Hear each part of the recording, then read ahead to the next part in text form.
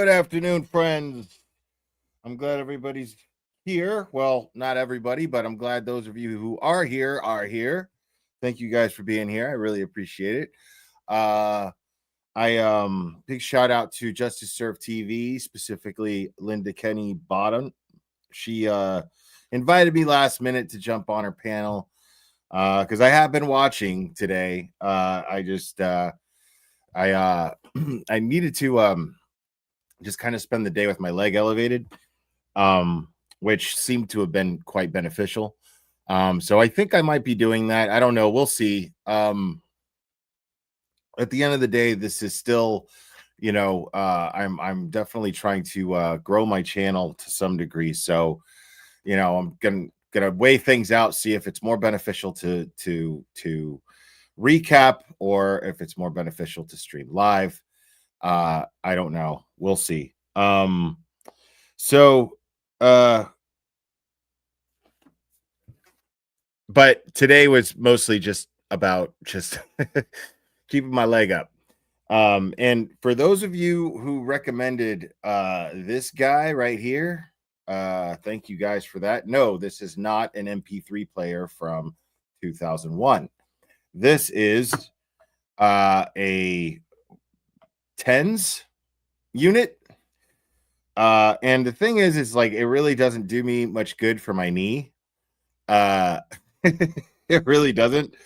But the thing is the way that I've been moving around, my calf muscle is like just destroyed, super sore, especially after the trip to Boston, right?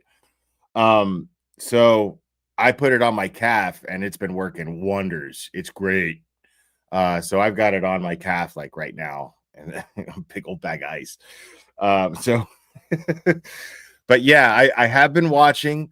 Now before we get into everything, first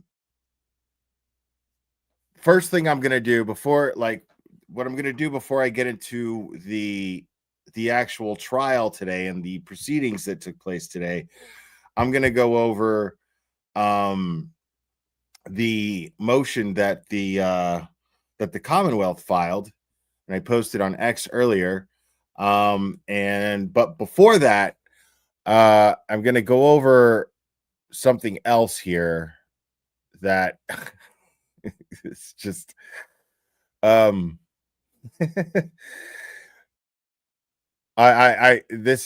it's just too much fun. Because it had me dying laughing. And a lot of you guys know already what I'm getting at here.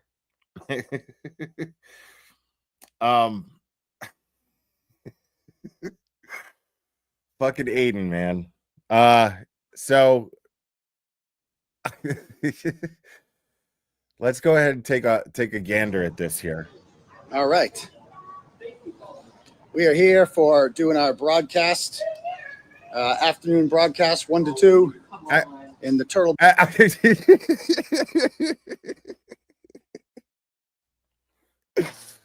Hold on, though. Hold on. Shit. Hey, I see Connor in the chat. Do you know where the first interaction is? Like, can you find it quick? If you can't find it quick, don't worry about it. But if you know where it is and you can just grab it, that'd be great. And then, DM it to me, because I'd rather go over the first one, because this is definitely the sequel to that. And I definitely want to go over that shit. So it's just really funny. Like right here, you hear go, oh my God. All right. We are here for doing our broadcast, afternoon broadcast, 1 to 2 in the. Oh my, come on. Dude, that is the funniest shit in the world, bro. Oh my God, dude, that is so funny. I'm gonna wait a second and I'm gonna see if anybody sends me the first one. It's in his shorts on YouTube. Okay, all right. I'll look for it there. Let's look for it on his shorts on YouTube then.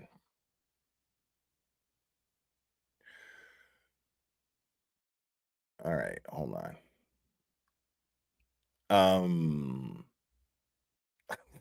It's so funny. Jesus Christ.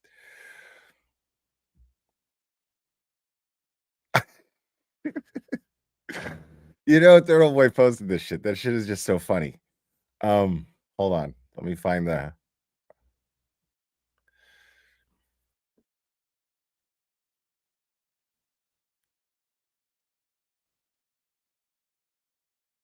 I don't see it on the shorts unless no, yeah, it wouldn't be way back there. Yeah, I'm just trying to find like the first one, dude. Hold on. Let me just see if it's in his videos. Hold on.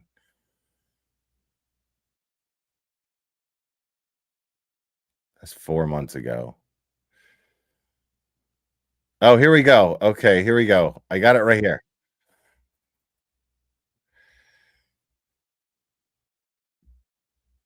But the thing is, man, it's got all right, never mind. Maybe I'm going to take my chances. I'm going to take my chances here. It's just that like some of it has like Pink Panther music and I don't want to get dinged. But let's just watch it here. What other killers are you supporting?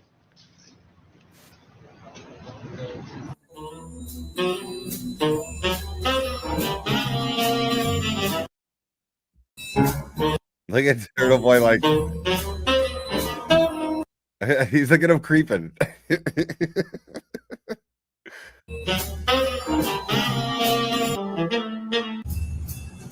Right now. Why do you lie, John?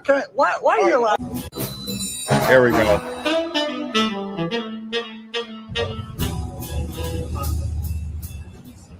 What do you do? John, why do you lie every day? I'm live right now. Why do you lie every day? You go in there and you lie. We read your tweets. You're misrepresenting what's happening there. No, you're lying. Turtle, you're lying, Turtle, John. How much listen. are they paying you to lie? Hold on. Listen, Turtle. All right. So I have to get. You're not supposed to be doing this. This is supposed to be the buffer zone. You're not supposed to be doing this. Doing what? And on top of it, you're You don't like when people ask questions? Right now. You ask Karen Reed questions. I'm live read right now. So you're allowed to ask questions, but I'm not? Yeah, but she's not broadcasting and I am. So no, I'm broadcasting. Chupa. Individual to move along instead of interrupting. So you can check that. It's actually a policy that you're not supposed to. It's actually a policy. So you can keep filming me like it's actually a policy with your glasses. So why don't you go tell them that you want them and their families to burn to death in their homes with your glasses. I'm gonna bring all my shoes and my glasses with me, so I have them.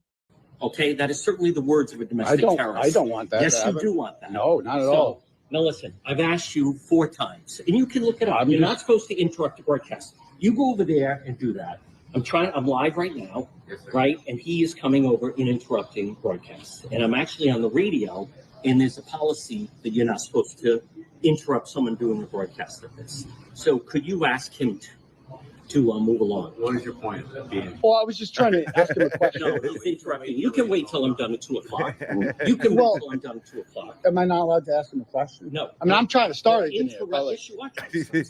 Yes, he's filming. Well, I'm not the one that got the police. He's filming.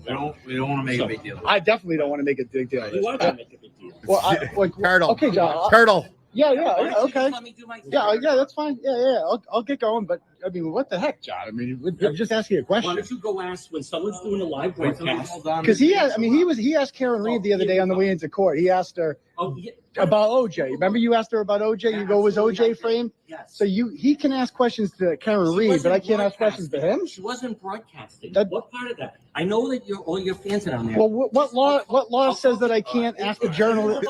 I can't ask a journalist. Okay, John, if you say so. Turtle, listen, Turtle. I don't want to talk to him. He's a guy. It's a carrot. Hold on. Hold on.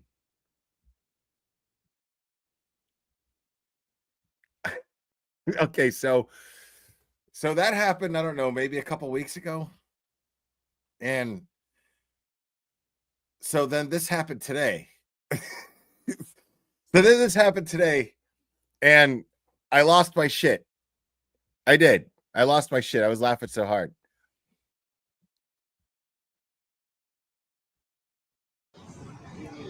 All right. We are here for doing our broadcast, afternoon broadcast, 1 to 2, in the Turtle Boy corner over here. So I think things are going pretty well. You heard him? Hold on. He goes, "Oh, come on. What is your problem?" This is so good. Our broadcast, afternoon broadcast, 1 to 2, in the Turtle Boy corner over here. So I think things are going pretty well in there for the defense. What? He said it. You're interrupting He my. said it. Listen, Turtle. Listen, Turtle. He said it again. Like, did he not? Has he not seen for the last couple of weeks how everyone has been making fun of him? Everyone's entire reference for this guy is "Listen, Turtle." That shit is memorialized as his fucking persona, and this asshole doesn't even know how to get from under it. Like, he doesn't even know how to try to get from under it.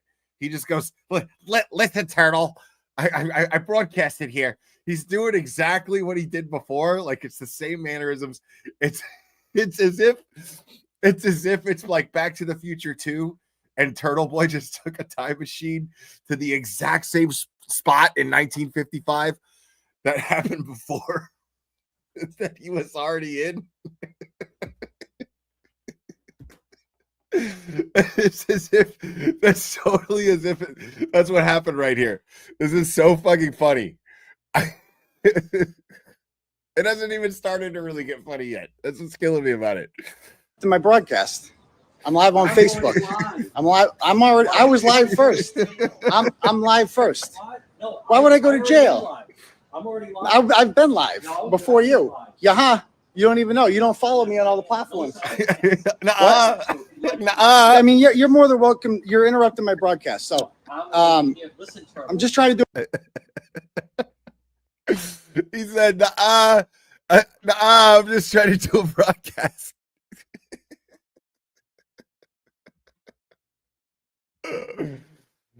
Dude. I mean, you're more than welcome. You're interrupting my broadcast. I've been live before you. Yeah, you don't even know. You don't follow me on all the platforms. What? I mean, you're more than welcome. You're interrupting my broadcast. So I'm just trying to do a broadcast. Turtle, he said it again. But I like it right here. Don't interrupt my guests anymore. Just Attorney Stephanie Murphy. Oh, I have attorney.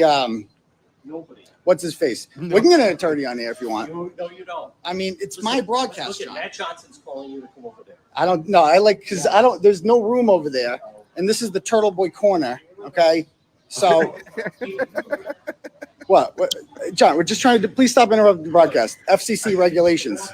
See, we're my trying whole thing is like, why doesn't John?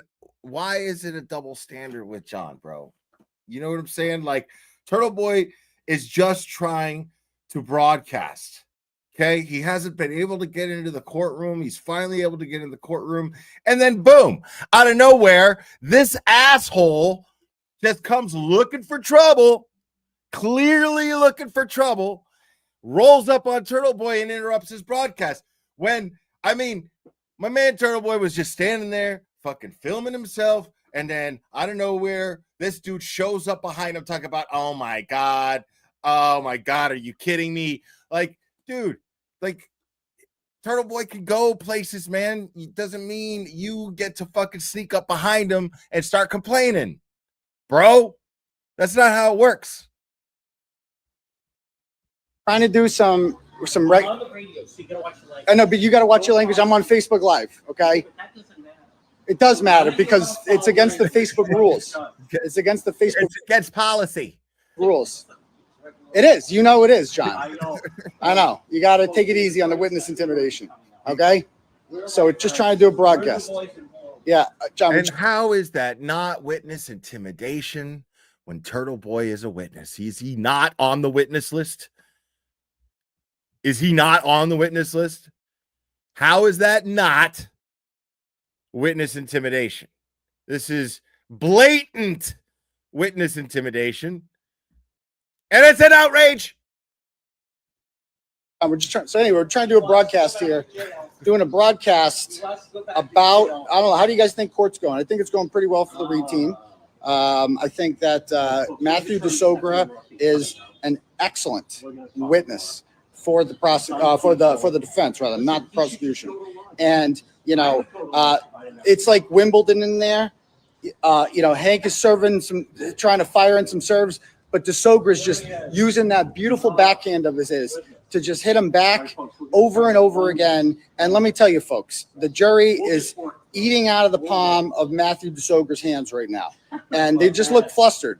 And it's like they're just ready. They're ready to acquit Karen Reed. They are. That's, you know, I saw one woman actually mouth. I can read their mouths, and one of them is actually saying, I believe she said, "Wow, this little dick weasel Hank sucks." And I was aghast. I was aghast by what I was witnessing. So I just got an idea. So what I'm gonna do, we're gonna come back to this, I promise.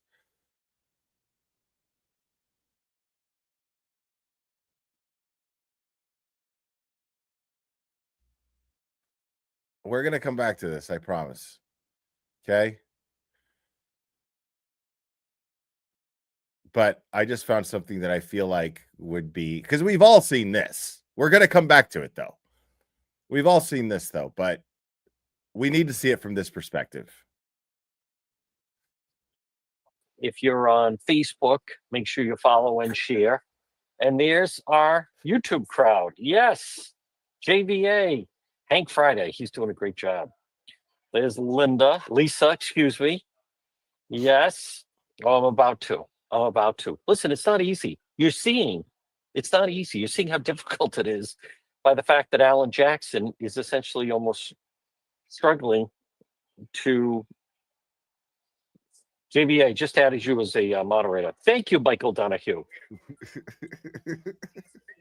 Oh, God. Oh, will you come on? What is your problem?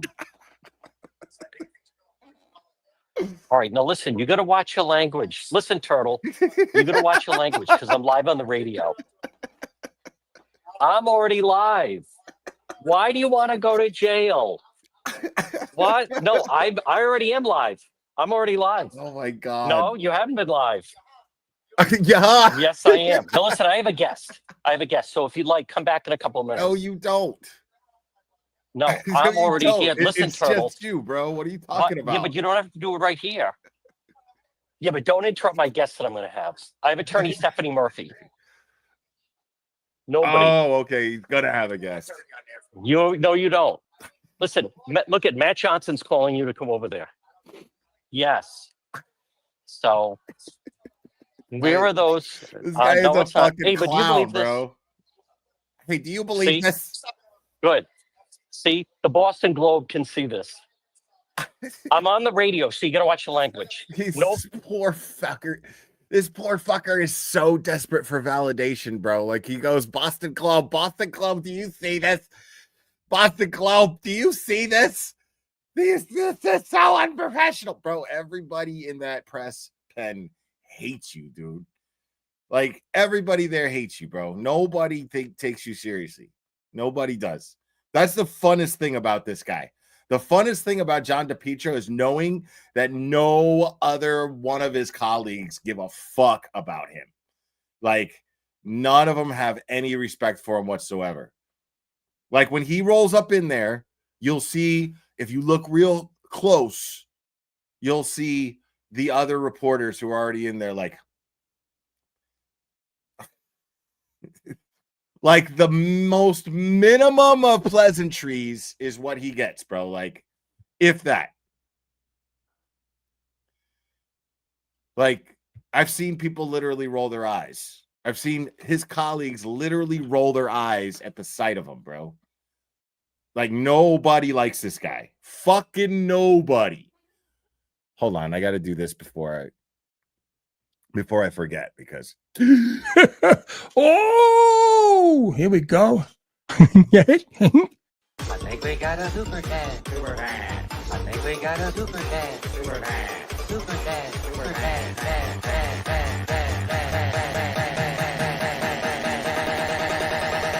I think we got a super cat. How dare you? Robin G, thank you so much. Dina got to Peach today too. Got to see it. Oh, I'll check that out. Look at her butt. He's a full-bred gobshite.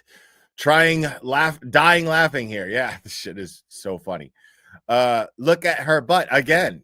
To make it better, most of the video is Aiden yapping away at us and making sure we could see the gollywog in the background. It was fucking perfect. Agreed. Like, what I love what Aiden was doing was like he was just making up bullshit lies that counter his bullshit lies. When, you know, if you're not trying to be funny, all you have to do is just counter them with the truth. Fine. But where's the fun in that when you're dealing with a dickhead like this? Where's the fun in that?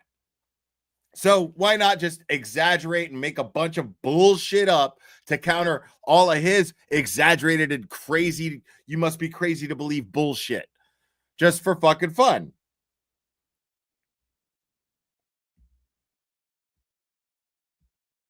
No foul language.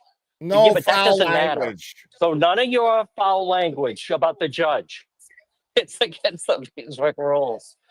I don't. Folks, we have attorney Stephanie Murphy coming up.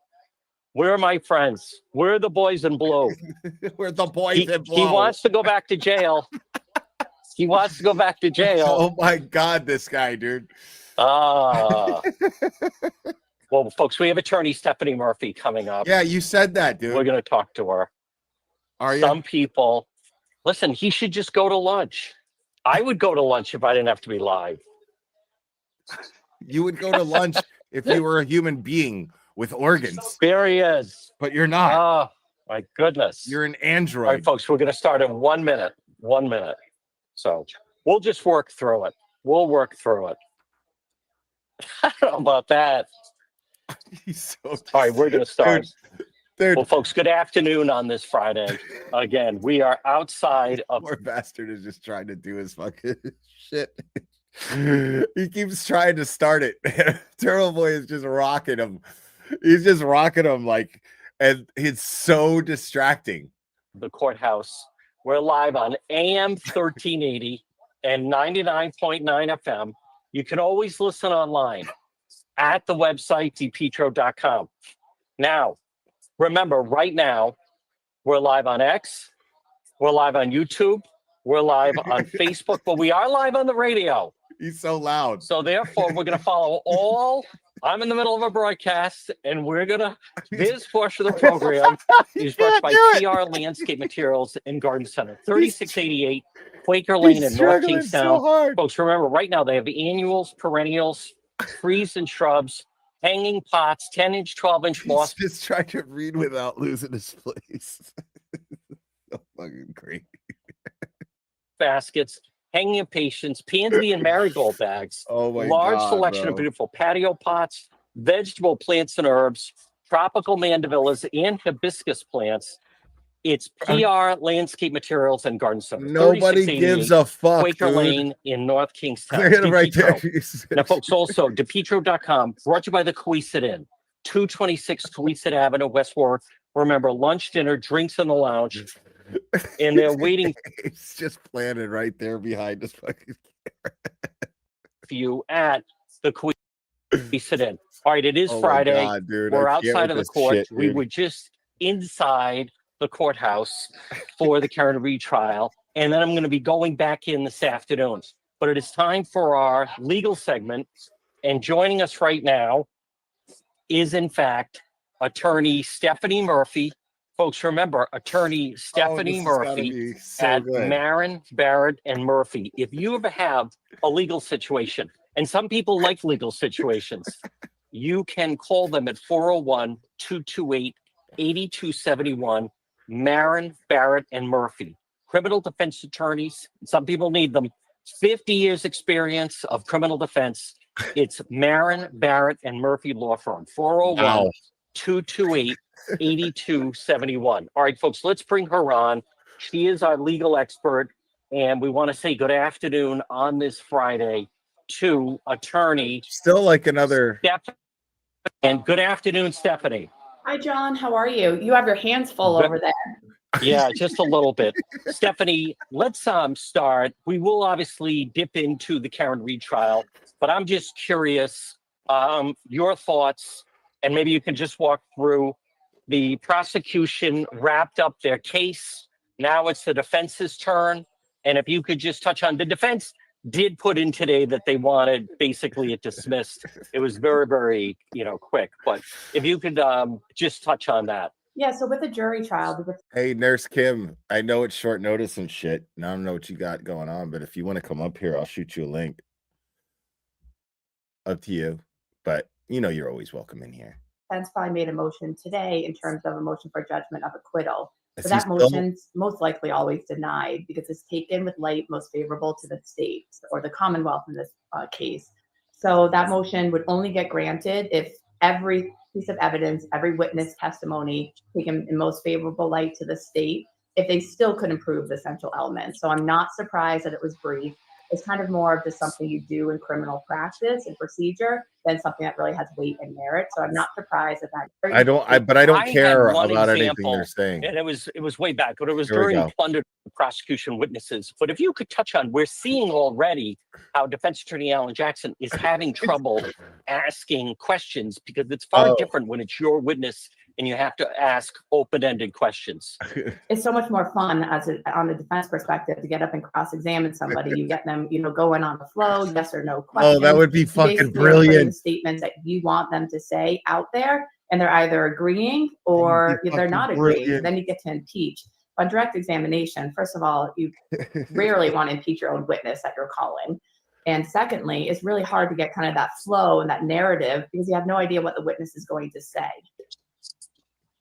One other thing, and I want to hear any thoughts you have on the Karen Reed trial, but something that I've noticed is that is a threshold bar, and there was a lot of back and forth in sidebars as far as Stephanie, and it came down to whether or not he could offer an opinion on whether or not, and this is the expert they had, on whether or not he felt it was more than likely there was in fact a collision.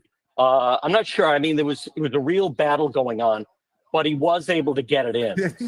Yeah, so if an expert gets qualified as an expert, then a lot of times their expert opinion can come in and they can testify as to what their opinion is, given their expertise. But it's still up for each and every member of that jury to decide whether or not they first of all believe he's an expert and give him the qualifications or the credentials that he deserves or doesn't deserve.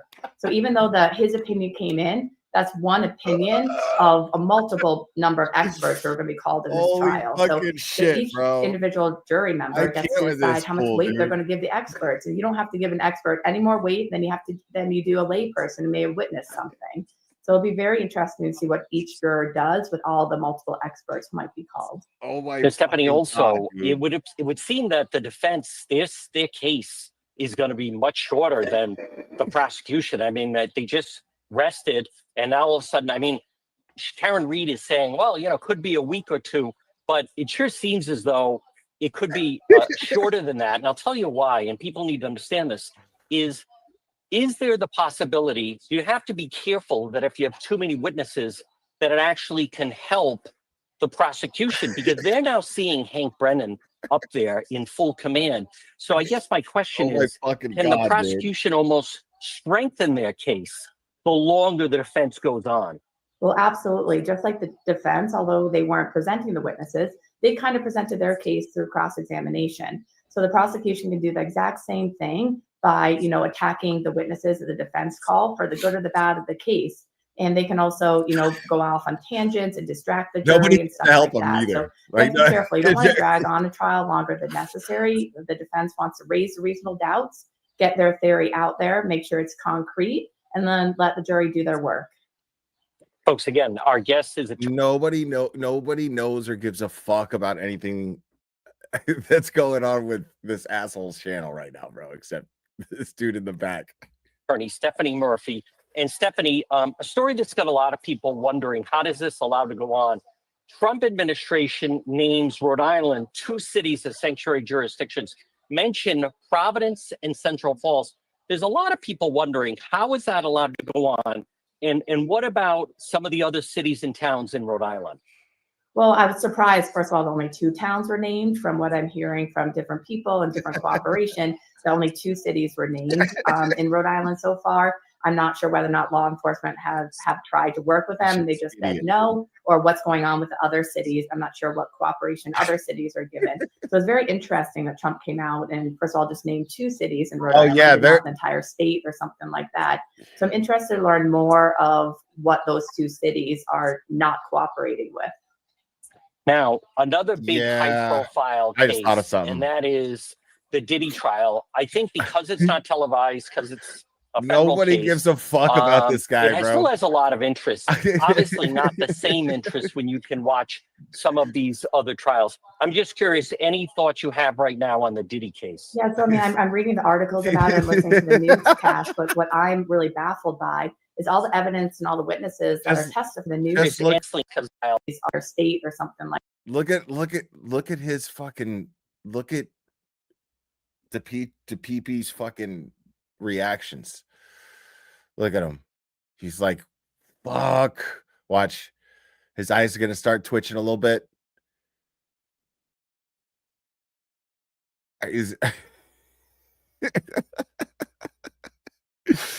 He's looking off like, God, this motherfucker, dude. This asshole behind me is driving me fucking crazy, and I'm trying to think, and I can't think. Fuck. I can't think enough to lie. Is anybody coming to help me, please? Please. This is fucking great. Really, really poorly and may have made really bad decisions in terms of other crimes committed. But a lot of the press is not really. He's not even hearing shit of what his guest is saying. He can't fucking hear what she's saying. Without seeing it live or hearing the testimony, I don't really know what else is being presented. But I'm really surprised that some of this evidence is actually relevant to these charges. I'm just one other question about that. I mean, this is a federal case. And Stephanie, so far, and I'm talking about. Listen, I'm not gonna lie, dude. Like that shit, if somebody was doing that while I'm live, dude, that would drive me fucking crazy. Like, it drives me crazy when Clubber does it. You know what I'm saying? Like, if somebody was distracting me like that, it would be driving me up the fucking wall. I will give John DePietro props that he fucking kept this cool, because that shit is enough to make somebody violent, bro. That shit is enough to make somebody violent. He's got this. I don't know who this Stephanie Murphy lady is. Maybe she's a very respected attorney. I don't know. But all I know right now is if that was happening while I was live, it would be driving me crazy. Like, dude, I'm telling you, Clubber gets a hold of like an empty fucking coffee creamer bottle that I fucking just finished, and he starts chewing on it. And I'm just like, dude, you've seen it. You've seen me go, Clubber, fucking no, we're not doing that right now. You know what I mean? Easy fix. But if there was something like this where I can't do anything but tell the person to stop, and they don't give a fuck about me being there, I would be, I would be losing my shit. I'm not even trying to lie. I feel like right now, this dude is unbelievably patient. I'm not trying to lie. Hold on. Here we go. Hold on. We got. And so that they're trying to prove on the sex trafficking, and when those are going to come out and through what witness. Folks, again, our legal expert attorney, Stephanie Murphy, is with us. And Stephanie, I'm also curious. We have two different stories in the news, and it both have to do with video voyeurism. One is now this incident at URI, and then the other one is at Rhode Island College, and he had already been arrested of the hidden camera in the bathroom. If you could touch on this, and is this one of those What is cases his that deal with that? or laws that people don't understand the serious nature of people engaged in this type of behavior? Am I crazy, or is this dude just seem like preoccupied with porn? And I mean, like, this is the second time I've heard him on one of his broadcasts where he starts talking about video voyeurism and the like, whoa, like the conversation, although I wasn't really paying attention to it, took a hard left turn. I definitely don't think people really understand in this day and age. I think people think that videos and cameras are all over the place. So really, what's the difference between one video camera here or there? But when it comes to, private places with a sense of security and stuff like that, it's a huge deal. It's a huge infringement on someone's rights. Bathrooms in colleges, public places, stuff like that. I mean, videotaping people when they're vulnerable and not knowing there's a video camera. I mean, but it's a we all huge know that. ordeal, and people need We to know realize that. they can't be doing this. Folks, now it's time for Murphy's Law. This is a story that attorney Stephanie Murphy has come across. And what do you have for us this week, Stephanie Murphy? Interesting that this week, about 8 people were arrested at the 6th District Court in Providence. On the 4th floor is all the criminal courtrooms, so they created quite a disturbance. Yes. And 8 people were I can't believe he's arrested, still doing that. charged with simple assault and disorderly conduct. But what's fascinating is 6 of those people were arrested on or near the courthouse and then being held as bail violators. So they were out on bail and started a fight or part of a fight at the 6th District Court, which is all videotaped. Some dude is just watching some fan. Like that. So I found it really interesting that 6 of the 8 people were bail violators, and now they not only do they have misdemeanor charges, but now they're facing bail revocation. That is something that it is rare, only because to me the amount of police presence that they have inside of the courthouse. So again, folks, it's attorney Stephanie Murphy. Stephanie, great to talk to you. Sorry for somewhat of a little inconvenience, but we'll talk to you next week. Sounds great, John. Thank you. Somewhat of a little. All right, folks, there is attorney Stephanie Murphy right here. Actually, there we go, right here on this Friday. Well, folks, again, we are outside of the courthouse, 120. And as you've seen so far, the defense, they're seeing it's not as easy to get a lot of their questions in that they want to. And so I think a lot of people had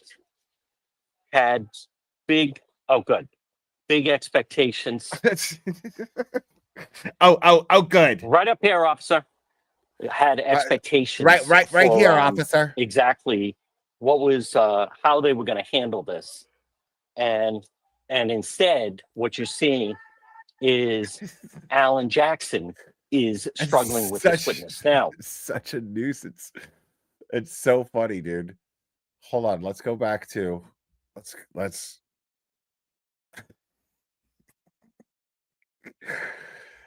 This is the funniest shit ever, dude.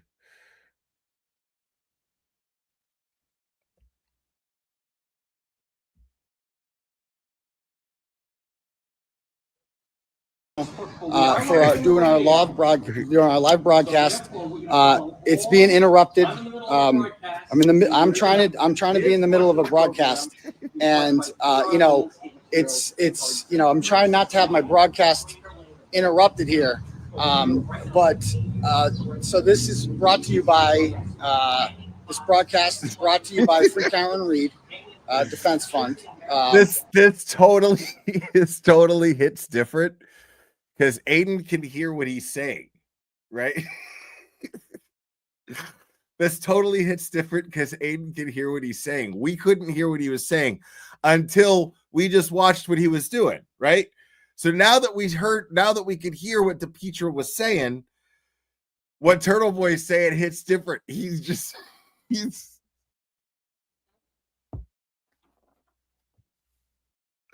He's mocking him.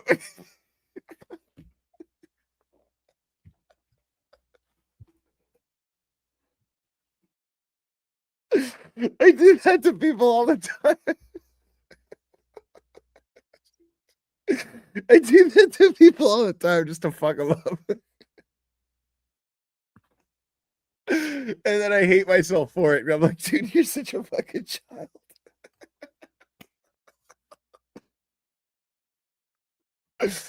So like he's like, this is brought to you by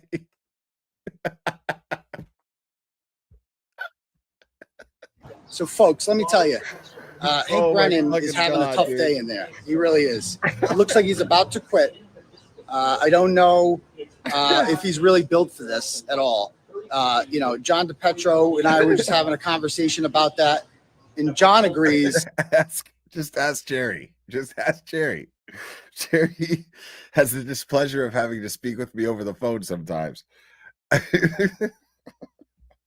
That this has been a disaster so far for Hank Brennan. Just a disaster. That this witness is very credible, that everybody likes him, and that, you know, he really knows his stuff. There was no collision. You know, John finally admitted it to me that there was no collision.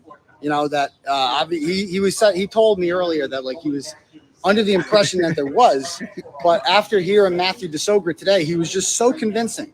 He was so convincing that you have, you know, it's kind of undeniable now. It's kind of undeniable now, folks. So let me tell you guys. So we're going to have some great guests later.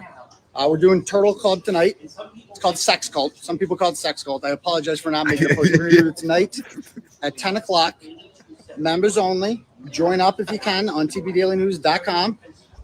What do you guys think? How do you guys think the trial is going? Is it going well? What do you guys think? Is it going? How would you guys describe it so far? You know, what do you guys think? So, you know, let's see. So again, it's really distracting. My broadcast is being interrupted by is very rude person over here. I don't know what's going on. So yeah, you know, Karen Reed is clearly not guilty. She's clearly been framed for a crime that she didn't commit. And, you know, it's everybody in the courtroom seems to think so. Like everybody, it's a disaster. Like Hank was begging the witness to say that Shannon Burgess was like a legitimate person. And the witness just wouldn't say it because man Shannon lied about his education. He's been in college for 18 years. That's pretty good, you know. Most people who do that, we call them doctors, but man Shannon, that's longer than get that bachelor's anybody. someday. Listen, dude, it's just a couple more. 18 years in college is nothing to shake a stick at, man. Doctors don't even stay in college that long, people. So keep that in mind, okay? Keep that in mind. More credits. First thing he needs to do is enroll in some classes. He might get around to that next semester. Not entirely sure. Hey, what's happening? We got some supporters over here. Love to see it. How you guys doing? I'm doing a broadcast. Thank you.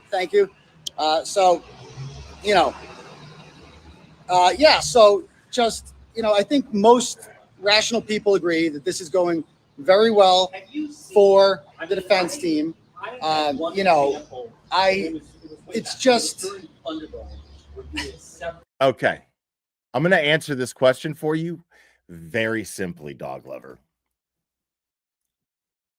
You're saying, Blair, why do you endorse Turtle Boy's bad behavior? Because it's not illegal. That's why. Because he's charged with a bunch of bullshit charges. He did 60 days in jail. They had to set him up to get him thrown in jail. So this dude has earned the right to dance on the line, as far as I'm concerned. He has the right to troll every single, on a moral level and on a legal level. He has every right, in my opinion, to troll the fuck out of any person who has been spinning lies, had anything to do with spinning lies about him, had anything to do with spinning lies about Karen Reed. He has every moral and legal standing to do so. And I support that 100%. because he isn't lying on anybody. He's not doing anything unethical at all. I mean, to a moral certainty, I say he's not doing anything that is wrong. The people who he talks about are people who he shows receipts on why they are deemed worthy of being talked about.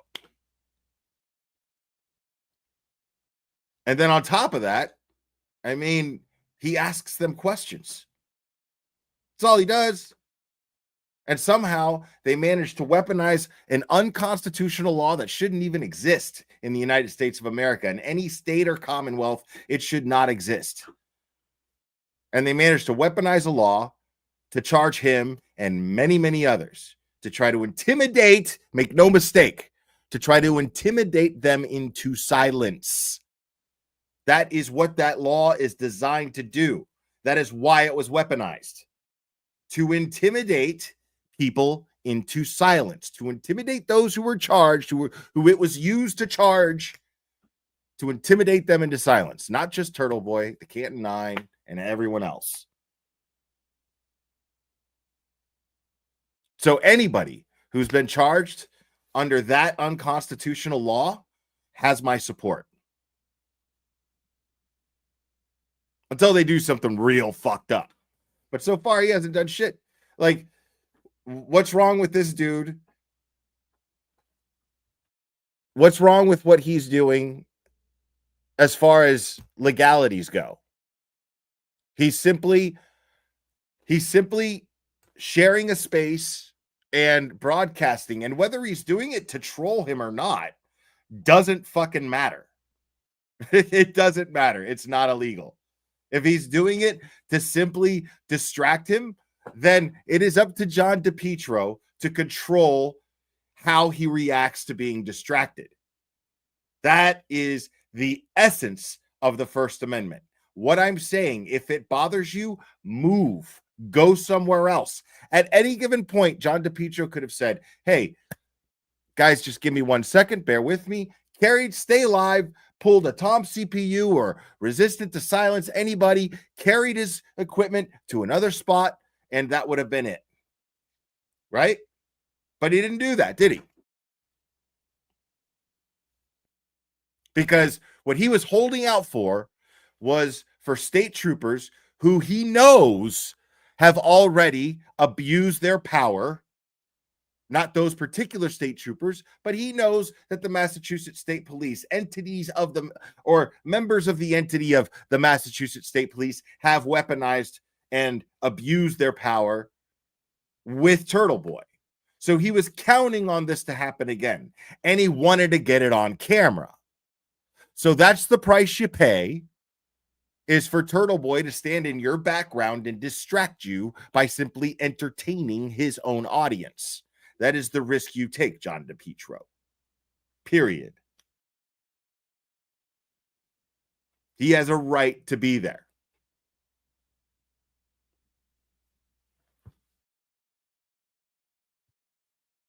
So I hope that answers your question, dog lover. It's a little distracting. It's just a little distracting. This is like a Royal Rumble. Except the last man standing is Alan Jackson, and Hank Brennan thought it was a cage match. He thought he could get him in there and box him down, but he got free. And let me tell you, it's not going well.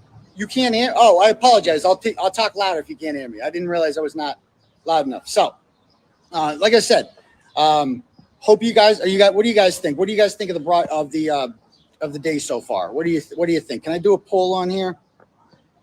I'm live on Facebook, so I've asked Mr. DePietro over here to ease the foul language for the FCC regulations. For the policy, it's a policy.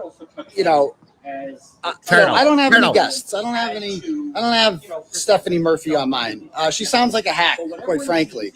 But what's the reaction of the jury? For real though, the reaction of the jury, they don't show as many tells as the last jury did. They, they really, how do I describe it? They're taking notes. They were taking notes a lot during direct, but during the cross-examination, they're visibly bored by it. They're visibly bored by it. So, we're trying to, a little distraction here. I'm trying to focus. Close quarters over here, folks. Close quarters. I was here first, so that's the thing. But we gotta. I heard we're all in this together because it was raining and I don't want to get wet. It looks like this. I distinctly heard with my own ears, my friends, John DePietro creep up with the Pink Panther music playing in the background in my head, creep up behind Turtle Boy and say, "Oh, come on." Oh, Jesus, come on. I totally heard it. Okay? Totally heard it. There's some rain coming. And John has admitted, that he lies a lot. I think he's a little mad because he didn't get in next week and I did, so we'll see. Yeah. Oh, man. So, yeah, it's very different, Dude, you know what an ethical journalist does? It shines the proper light on something, okay? That's what he or she does. An ethical journalist will do this. The proper light, so that you see something for what it is, right? That's the art, right? That's what makes it an art. How else are you supposed to deal with John DePietro? Because he's a fucking clown. So you clown him. That is what you do. That is what you do. There's no other way to be an ethical journalist without somehow making the guy out to be a clown. That's his style of doing it. That's his way of doing it. Now, someone like, I don't know, let's just say Christina Rex, name out of a hat, professional journalist who is not independent, right? She has rules that people lay on her. She's got bosses, right? Understandable, totally cool.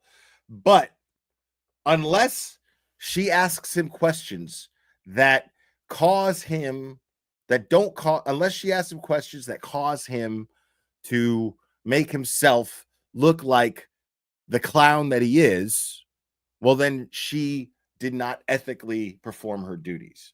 If she somehow fluffs him, she is not an ethical journalist, because John DePietro, in truth and in reality, is a fucking clown. It's simple. That's Turtle Boy's method of doing things. Christina Rex's would be the other, assuming she's an ethical journalist.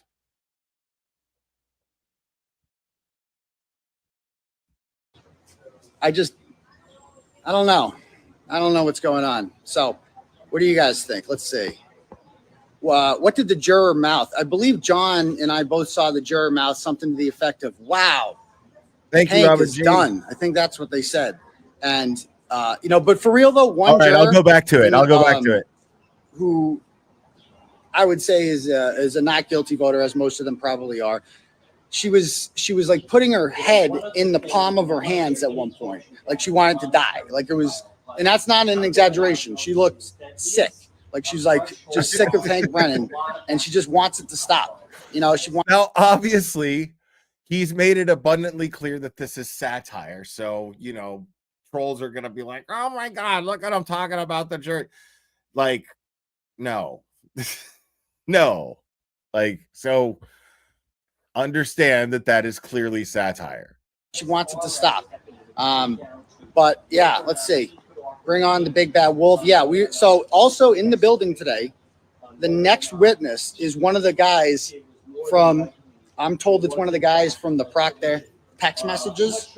And I don't know. I heard we're going to find out some stuff that we've never heard before. right? And Lucky Loughran's in the building. And as everybody knows, Lucky Loughran, the honorable Lucky Loughran, honorable, has done nothing but tell the truth. He testified at the last trial, of course, that there was no body on Brian Albert's front lawn at 2:30. What's the matter? Oh, so there was nobody on the front lawn he seems to be signaling doing gang signs or something. I don't know what's going on here. I don't know what he's doing. But anyway, Lucky Loughran will be coming on. We're in the middle of a broadcast here, so we can't interrupt. So this is, dude, I've covered so many cases, dude. I've never seen any shit like this in my life. Never in my life, dude. I've covered so fucking many. Christine Mitchell, thank you so much. Will, this is for the laughs. Thank you very much. Thank you for being here. I appreciate it.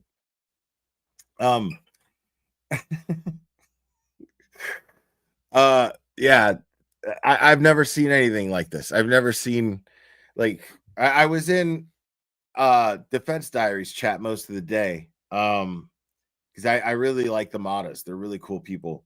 And Bob is just like, seeing Bob, like, Bob gets mad, dude. So the stuff will go over. When I'm done covering this, the stuff will go over. Like, I'm gonna obviously speed it up.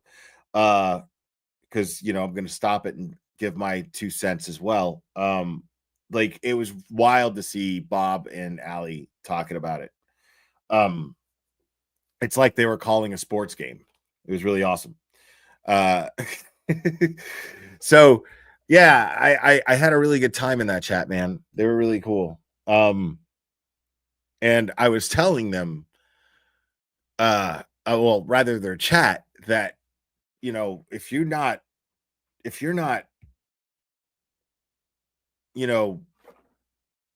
familiar with the Turtle Boy saga, as it were, familiarize yourself just for fun, because it's fucking insane. Like, just all of these, I called it a spin-off. This is what it is. The Turtle Boy saga is a legit fucking spin-off of the Karen Reed saga. Like, it's wild, because Turtle Boy is a major character in the entire Karen Reed saga, uncovering a lot of exculpatory evidence, and the surrounding shit that comes with it is so wild. Just everything, like the fake victim and the crusty panties and all of the towels, and it's just the Wendy Murphys. There's just so many people that seem like fictional characters, but they're real. It's so wild. I cannot stress that enough. If you're not familiar with, because I get a lot of people, like, and this goes especially for those who are new to the case, just like familiarizing yourself to the case because of the second trial, which is totally understandable. For those of you who don't, and probably have a very similar attitude as I did when I first started covering the case, it's like, I don't want to hear about the Turtle Boy stuff yet. I don't want to yet.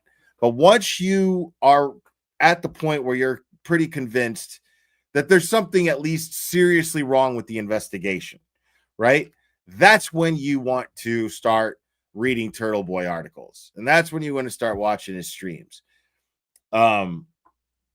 So, like, because I didn't, and it was simply because I didn't want that bias.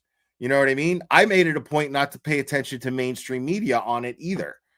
I was very, very unbiased about where I was getting my information from. What I did was I took a spreadsheet that Sleuthy Goosey made, and I went through, on like live streams, I went through each of the documents, right?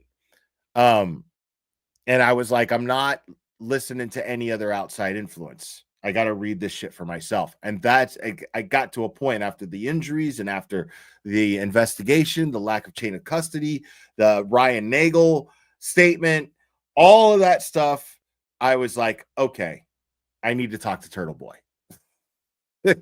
I need to talk to that guy. So yeah, I get wanting to be like, all right, I don't want to be biased here in any way, because obviously Turtle Boy is very biased. I'm very biased, but I got here legitimately. You know what I'm saying? I take pride in how I got here. Lindsay G, thank you. Imagine how much easier this would be if the Commonwealth didn't lose her phone location data. Good point. Thank you, Dina. Yeah, Dina. We're gonna go over that in a bit. We're gonna switch back to that. I just want to get through Turtle Boy's video here. FCC regulations. So, yeah, Lucky Loughran's coming next. And as you guys recall, Lucky Loughran stated that, that there was nobody on Brian Albert's front lawn at 2:30. And he said specifically, he's up high, the lights are on, illuminates the whole. What's really funny is when you watch DePietro's, Turtle Boy's not distracting to us, except for the fact that he's making us laugh, but we can't hear him. You know what I mean? Like, he can hear him, but we can't really hear him at all. But you can hear John DePietro, so it's a fair claim to say that he's more distracting. The whole lawn, and then he looks left to right and scans the lawn because, God forbid, he hit any animals, right? He doesn't want to hit any animals because he loves animals. Like, he's a nice guy like that. So when he was asked by the FBI, because he was interviewed by the FBI, and he was asked by the private investigator for Karen Reed, and by me, and by, I don't even know if Proctor asked him this one, would you have seen a body had a body been there? He said, yes, I would have. And that was not allowed to be asked last trial, but he did say that. He was quite convincing of that. So it just seems like Lucky Loughran, who's a veteran plow driver, has been doing this for years, loves Canton, loves his community, knew the McAlberts, has no reason to try to hurt them or anything like that. He made it very clear there was no body on Brian Albert's lawn at 2:30. So, and then he said that there was a Ford Edge that appeared at around 3 a.m. when he went to go do his second plow through. He tried to do a second plow through, but he couldn't do it because there was a Ford Edge there, and 3 members of the Albert family own a Ford Edge. And the police became aware of this when they interviewed him in August of 2023. But to this date, they have done nothing to look into who was driving that Ford Edge. Now, Brian Tully testified last trial that, hey, he did not do anything about that, specifically because he thought it was not credible, that he was led on to believe that it was a Ford Edge. However, I believe it had 4 wheels and a pedal, and it made a sound that says vroom, vroom. So it's a vehicle. And they contend that John O'Keefe was killed in a motor vehicle collision. So wouldn't you want to find, who cares what the make and model of the car is? I know it's probably a McAlbert car, but who cares? It's a car. It's a vehicle that was. What? There's a grand jury for Enrique Delgado Garcia? I will look into that. Seen at 3 o'clock next to the body where they claimed the body of John O'Keefe was. So wouldn't you want to find out who was driving that car? And to this day, they have done nothing to see it. What's going on here? Oh, sorry. I don't want to interrupt. So my broadcast, I apologize if my broadcast is being interrupted. We're going to have to report this to the FCC. But anyway, yeah, so I think reporters in the courtroom should tell the truth. That's all I ask. Some tell the truth more than others about jury actions. Everybody knows I'm honest in there. Everybody knows I'm telling the truth. But others like, Johnny over here, Johnny likes to fib, and I don't know why he does that. And I don't know why he's interrupting my broadcast, So Lucky Loughran's another honest guy. And if Hank tries to be mean to Lucky Loughran, I don't think that's going to play well with this jury, folks. I don't think he's going to play well with the jury because Lucky Loughran's a really likable guy. What's not to like about him? He's sweet. He's honest. He's genuine. He knows how to tie a tie. He just wants to plow the roads. Let Lucky plow. Let Lucky plow.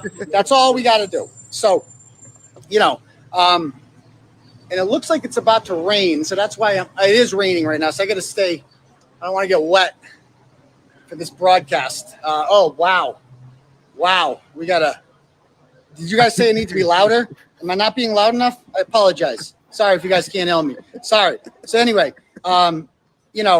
speak up, bro. Like I said, I'm really looking forward to hearing Lucky up. Lochran's testimony. Looking forward to hearing the testimony of the other guys who were on the receiving end of the Proctor messages. And a lot. I think I saw one juror mouth today. Where's Proctor? Like they're like, why aren't they bringing the lead detective? I'm not a lip reader, but it looked like that's what he was saying. I apologize if my broadcast is being a little interrupted. Little close quarters. Please don't interrupt my broadcast. I'm going to have to call the FCC. John, if he doesn't. I just try and do my broadcast because as you guys can see, it's raining out here. It's raining out. I don't want to get wet. It looks like it's going to storm a little bit. And I don't want to see any comments about snitching, okay? Listen. They're both supposed to be professionals. And if John DePietro is interrupting a broadcast, it is a perfectly professional thing for Turtle Boy to report him properly to the proper authorities, those being the FCC. What's going on? But, it's like I just don't want to get wet during my broadcast, so I'm trying to do it over here. But it's just a little distracting because Baghdad Bob over here is just being kind of loud for no reason. But anyway, I was here first. You guys saw me here this morning. This was my corner. I urinated in it. I marked my spot. So that's actually mine now. So can I just, you're interrupting, sir? Sir, thank you. FC, thank you, sir. Anyway, because the ladies at the registry like to come out here and have a cigarette during their break.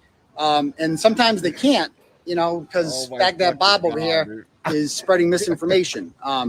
But he's got, in fairness, lying is a right. It's not against the law to lie. Not against the law. It's dishonest. It's frowned upon. But John was a little late to the party. John actually started on this case with Wendy Murphy, believe it or not. Wow. Crazy Wendy Murphy. Remember how who is a Duke lacrosse truther, who is a person who spread to this day still contends that those innocent Duke lacrosse players raped a woman in, I believe, 2006. And wow. Wendy Murphy was the reason that happened. And John heard about the case through Wendy Murphy. So that's his nexus into the Karen Reed world. And it just didn't go so well. So, it's raining here. It's, getting a little wet. Something Hanky Brennan wouldn't know anything about, right? But we're over here in the corner, or Higgy, in the Turtle Boy corner, I don't know. John seems flustered today in the courtroom because it's obviously not going well for Spanky, and it's only going to get worse from here. We haven't even seen the ARCA guys yet. Imagine what he's going to do to them. In all honesty, guys, I think that we're going to be done with this case we might be done with this case by next week. Believe it or not, we might be done with this case by next week. So anyway, guys, I'm going to go get going. I don't want to get too wet. We will see you guys all on Sex Cult tonight. All right. Peace. Hold on. So at the 25-minute mark.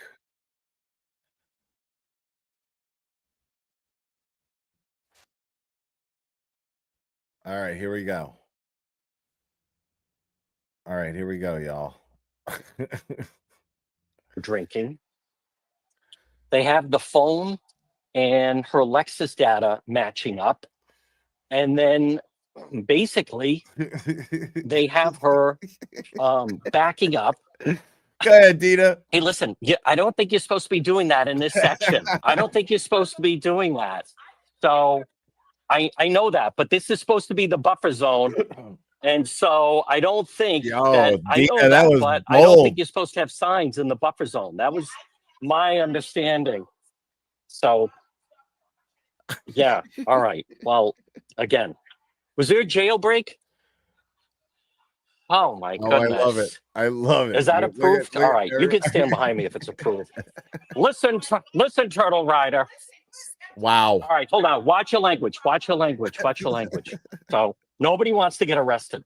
Folks, this portion of the program is brought to you by Serve Pro of Providence. Call them today when disaster strikes, Oh or my God, call them dude. 401-941-5500. Remember, whether it is a flood or a fire damage Jesus, dude. or mold, Serve Pro Providence. Call them today, 401-941-5500. When disaster strikes, they're fast, they're thorough, they're professional. Call Serve Pro of Providence, 401-941-5500. Was there a jailbreak? If authorities are watching and there's been a jailbreak and they're looking for inmates, I think we've found some of them. So, folks, this portion of the program is brought to you by Roof Co. Rhode Island. Call them today, 401-868-7149. Roof Co. Rhode Island, 401-868-7149. In just a moment, I'm going to tell you I think it just where says stop Hank corruption, Brennan right? has really flipped this Stop case corruption, right? and why the Commonwealth is totally in command right now. And that's why the Reed supporters are so worried, folks. Folks, remember, whether it's a leaky roof or wind damage, This fucking guy. missing, The lifted, Reed or people curled are shingles, so worried. you can depend on Roof Co. Rhode Island. Call them 401-868-7149, 401-868-7149 for Roof Co. Rhode Island. Now, at 127. So the defense is finally getting a chance. We're outside of the Karen Reed trial. The defense is getting a chance to put on their case. Jesus, John. But keep in mind what the jury can unsee. Look at these slides that they're putting up. Does anybody think the jury's interested in these slides? Does Alan Jackson think it's 1975? It's 2025. The jury has seen Karen clips. The jury has seen the blue paint. The jury saw the reconstruction simulation of her Lexus.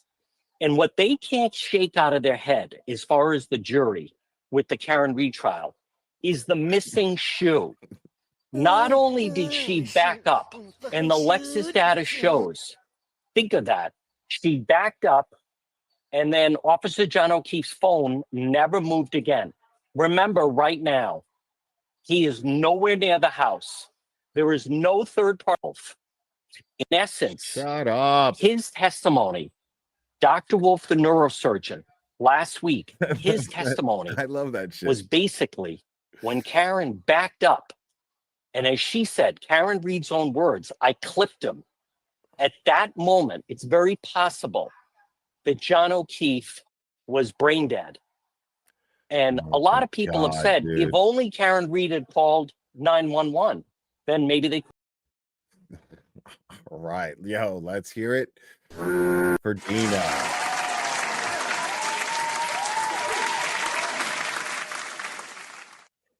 That was amazing. Well done, Dina. Dude, there's no other way but to deal with that guy like that. That guy deserves absolutely zero respect, professionally, personally, and for the same reasons, professionally or personally. That's the funny thing about it.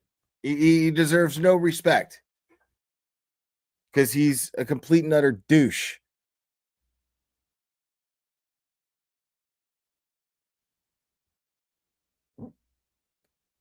All right. So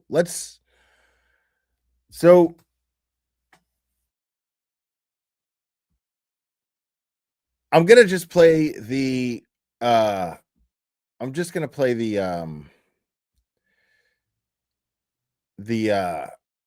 cross-examination of oh God, I already forgot how to say his name. Mr. Brennan Grinzana? and Mr. DeSogra, I'm going Gisorga? to ask that you keep your voice up because we're going to try and keep the air conditioning on. And the fans, it's a little stuffy in here. So if you just speak directly into the microphone, that would be great. Not a problem, Your Honor. Thank you. May I proceed? Please. Good morning, sir. Sir, are you trying to offer an opinion suggesting that Ms. Reed's Lexus never hit John O'Keefe on January 29, 2022? So right out of the gate, this guy's an asshole. Immediately, the second he's up there to do his cross, he's a shitbag.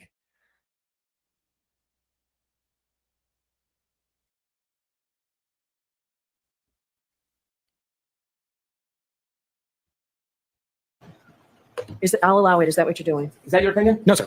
Are you offering an opinion that Ms. Reed's Lexus never got in a collision before? The way I stated it was none of the prior events were triggered by a collision. What I'm asking you, are you offering an opinion that Ms. Reed's Lexus never got into a collision before January 29, 2022 or on that day? No. So when you see, what you got to understand about Spanky here is he is basically, he has no case. And his whole case rested on that shit show of a testimony that we saw the last 3 days of ass welcher, ass hat, ass welcher. We saw horrible. We saw his case basically fall apart, because the thing is if we could see, and this is what I love about Boston, right? There seems to be an air of just having a nose for someone's bullshit. You know, this seems to be a very common trait amongst the locals in the greater Boston area, right? So if I noticed that gaslighting shit that took place on Bob Alessi, because Bob Alessi hasn't been snarky with anybody this whole trial. He's done a few crosses. They've all been really successful. He stuck to the facts. He was very polite to everyone, including every witness that was on the stand. And then this person was clearly combative. But if the rest of us were asking, why is Judge Beverly Cannoni allowing this? You also have to ask, does it have anything to do with why we're asking that she lets him fucking have a Apple Watch on, have his laptop there? I mean, we have to ask these questions, right? Because I've never even heard of that. I had to tag Bettero and ask him, is that normal for a witness on cross to have a laptop that he could just whatever he wants? And his answer was simply no. No. That was it. And so then he's got an Apple Watch on. Bob Alessi kindly, respectfully requested that he be instructed to remove the watch. And he said something about emails. So wait a second. You're in the middle. You're telling the judge that you need to have your watch on due to emails that you'd be receiving? I don't understand. Or emails that you need to read? Because I don't know. Are these emails that have been entered into evidence? Is that what those are? But Judge Bev goes, okay, just don't look at your watch during testimony. What? Dude, if it's in fucking iShot. You know what I'm saying? So Judge Beverly Cannoni doing that, letting this guy, like, which just tells me that she's favoring the prosecution, because for her to allow that has to be something that is deeply unethical. Because any ethical judge who's trying to be impartial knows the only solution to that issue is to make them take the watch off and put it in their pocket just until testimony is over. It's very simple. What is the problem with telling the witness to do that? Just to make everybody happy. To make everybody happy, just take your watch off and put it in your pocket.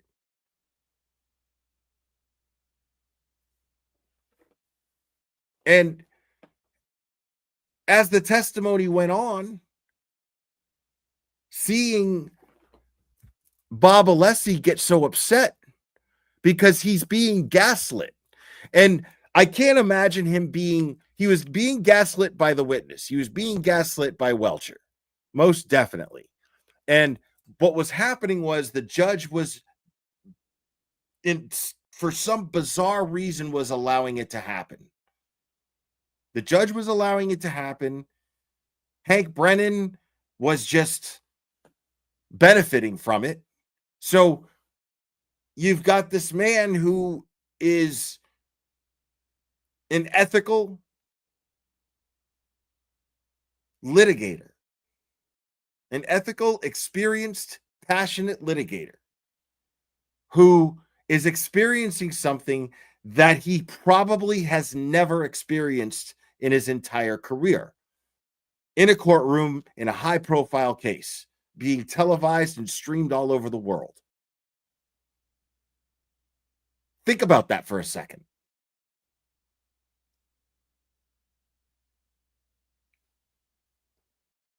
Just think about that for a second. So, because I know I've never seen anything like it, right? Nobody here's ever seen anything like it. Every law tuber I've seen talk about this says they've never seen anything like it. So it's pretty safe to assume that Bob Alessi has never experienced anything like it. And it caught him by surprise. And I love how he pulled back. Like, as soon as he realized it, as soon as he made that trifecta, as soon as he went, okay, this is not just him, Bev's allowing it, and this dude's benefiting from it. And this tracks with every fucking thing else that's going on with this case. Woosa. Let me get back on. And then he wrapped up a brilliant, brilliant cross-examination. But it was fucking crazy to see that. I felt so bad for Bob Alessi. I felt so bad for him because I could tell that he was in a place that he had never been before. I could just feel it. And it hurt, you know? So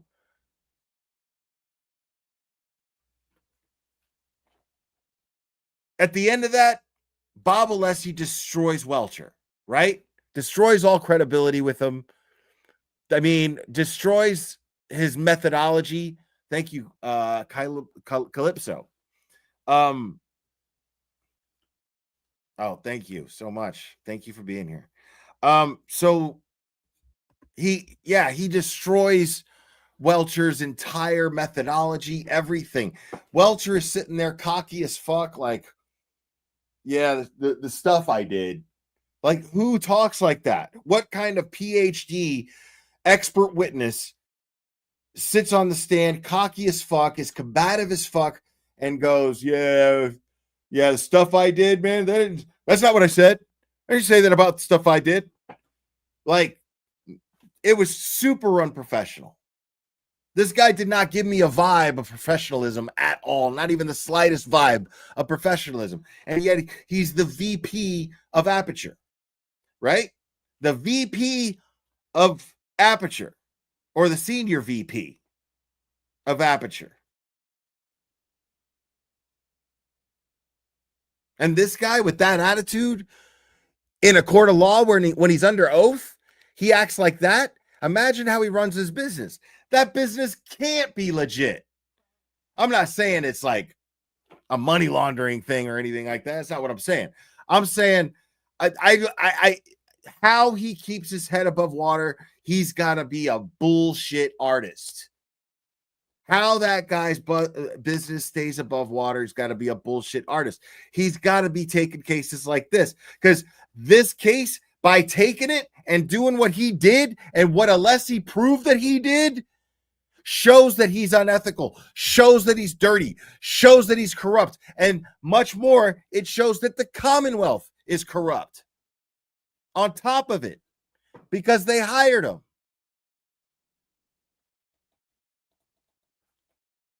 And they gave the jury every reason to believe that he was taking signals from the prosecution.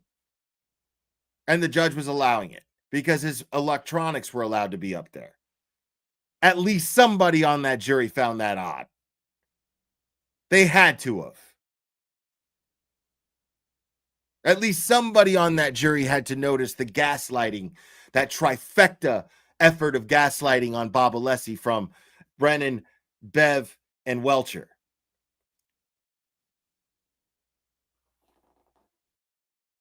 Because it was just plain obvious. There's no mistaking it. It was so blatant and in your face. So now, Brennan's only chance with this witness, this guy is the anti-Welcher, okay? This guy, along with Arca, is the anti-Welcher.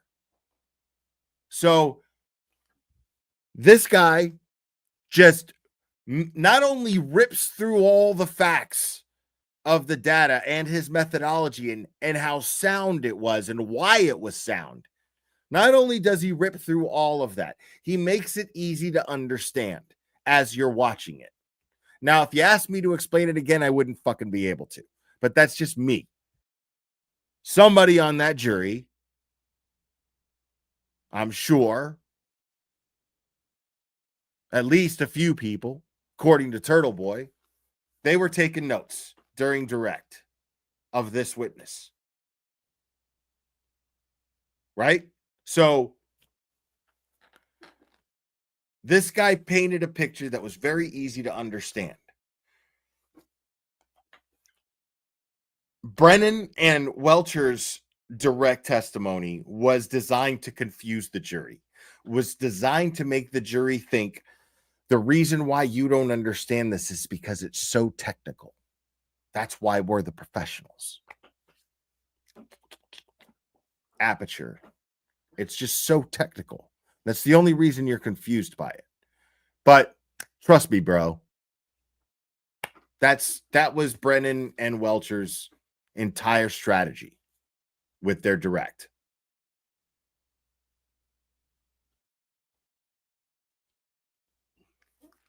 And Alessi did a brilliant job of breaking that down. So now, fast forward to this guy. Fast forward through Alan Jackson's direct of this guy, where this guy made it very easy for the jury to understand. Brennan comes to cross. Brennan's only chance is to try to trip this guy up with semantics. That is the argumentative strategy of a liar. Make no mistake about it. One that is not to be taken seriously in the debate. One that is not to be taken seriously in the argument. If all they can do is stoop to semantics, they're not the ones to trust in a courtroom.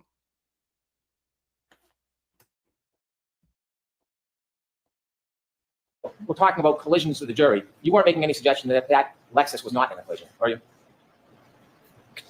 I think you threw a double negative in there. Can you just clarify what you meant? Yeah. You were not suggesting to this jury that Miss Reed Lexus did not ever get in a collision before. No. Okay. You're just saying that there's no data on the text stream to suggest a collision. Specifically, none of the events were triggered by a collision. Text stream data can be triggered by a number of different things other than a collision. Isn't that true? Correct. And in fact, when you talk about text stream data, you know that text stream data does not record a collision. You know that. A collision is not one of the triggers. That's correct. Right. So when you were saying it wasn't triggered by a collision, it's never going to be triggered by a collision ever on text stream data. Not the collision in and of itself. Correct. Thanks, Sarah. So there's other things that will trigger text stream data. Correct. Like sudden acceleration. The only acceleration trigger that I'm aware of on text stream is if there's a large acceleration during what Lexus calls a PCS, or a pre-collision safety event. But a large acceleration on... We were joking on X that this guy looks like Larry the DUI guy. its own, I do not believe is one of the triggers. Are you sure you know a lot about text stream data? Yes. Wow. Do you know a lot about text stream data? Yes. And you're saying that if a car accelerates over 30% in and of itself... See, those little jabs like that, are you sure you know a lot about text stream data? Sneaking that in there is an attempt to manipulate the jury. It's an attempt to gaslight the jury. It's an attempt to plant the idea in the jury's head that we're the prosecution and this is the defense's witness, and they're just trying to trick you and have some charlatan up here to try to distract you. When it was actually them that were trying to distract from him. This is fucking crazy. I've never seen any shit like this in my life, dude. Wouldn't initiate a trigger? I'm not sure I understand. You just said pre-collision is the only time sudden acceleration, from your perspective, would cause a triggering event. Now, I'm asking you. I'm allowing this. I'm asking you, if someone accelerated Ms. Reed's Lexus at over 30% acceleration, would that cause a triggering event? I am not sure what you mean by 30% acceleration. Accelerator, 30%. Accelerator pedal. Yes. Oh, yeah, there's a lot of triggers. There's a number of ways that these VCH events can be triggered based on the accelerator pedal angle. I think, is that, yeah. And what is the percentage from your experience that would create a triggering event? There's various. Toyota, Lexus calls it high, medium to high is what they put it. Do you have a number? Do you know the actual data on what percent of pressing the accelerator on the same Lexus as Ms. Reed's would create a triggering event? You know. Off the top of my head, I don't know the exact percentage down to this percentage point, no. There is something different than texting data. That's the EDR data, correct? Yes. You would not expect, it would be abnormal for the EDR to register data based on a side swipe between a 6,000-pound Lexus and a 216-pound person, wouldn't it? Objection. I'll allow it. That would be abnormal to register that data into the EDR, wouldn't it? I don't know if I would use the word abnormal, but I would state it that there's a minimum threshold to record in the EDR, and a pedestrian impact generally wouldn't meet that. I'm sorry. A pedestrian impact generally wouldn't meet that, but I don't want to make a blanket statement as if it's always the case. You're saying it would meet that? Would not. Would not. Okay. And a side swipe or a clip has less force and impact than a head-on collision, depending on the speed, correct? Generally, yes.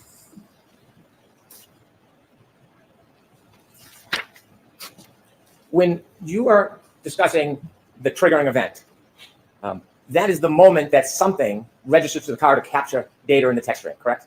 Correct. So if I was to suggest 30% of depressing the accelerator pedal would cause a triggering event, would the triggering event be when it reaches 30%? Yes. The event data captures potentially part of an event, doesn't it? I think we're into semantics a little bit. I think it depends on what you mean by event. Exactly. Previously, we've been talking about an event as the data, but event can mean a lot of other things. If an event's only 3 seconds long and 10 seconds of data is captured, then the data will capture more than the event, correct? Correct. If the event is longer, 15 seconds, 20, 25 seconds, and the data is only captured for 10, the text stream data only captures part of the event. Correct. Fair to say? Very fair. So when you're looking at the data, it doesn't tell you about the entire Very event, fair. correct? The data only tells us about the window of time the data captures. There's no way to know beyond that from the data. All of your equations and pluses and minuses and graphs you're talking about deal with the 10-second text stream data that was captured, correct? They deal with event 1162.2, right, and the 10 seconds it's comprised of. Actually, they really just deal with the end of the event. That's what everything in the aperture reports reference. Fair enough. But it doesn't deal with anything that could potentially happen after those 10 seconds, does it? No. Or anything before? No, it does not. The triggering event is spot in the middle, captures 5 seconds before, 5 seconds after. Approximately 5 seconds. It's not exact. And you'd have to look elsewhere for evidence to know what might have happened before. Yes? Correct. And you'd have to look elsewhere for evidence to see or determine what happened after. Yes. Do you know at the end of this triggering event, that 10-second window of data, do you know what happened with the defendant's Lexus after that 10-second of data? No. You have no idea, right? I don't. Okay. I want to just ask you some questions about your background and then leading into this case, if I could.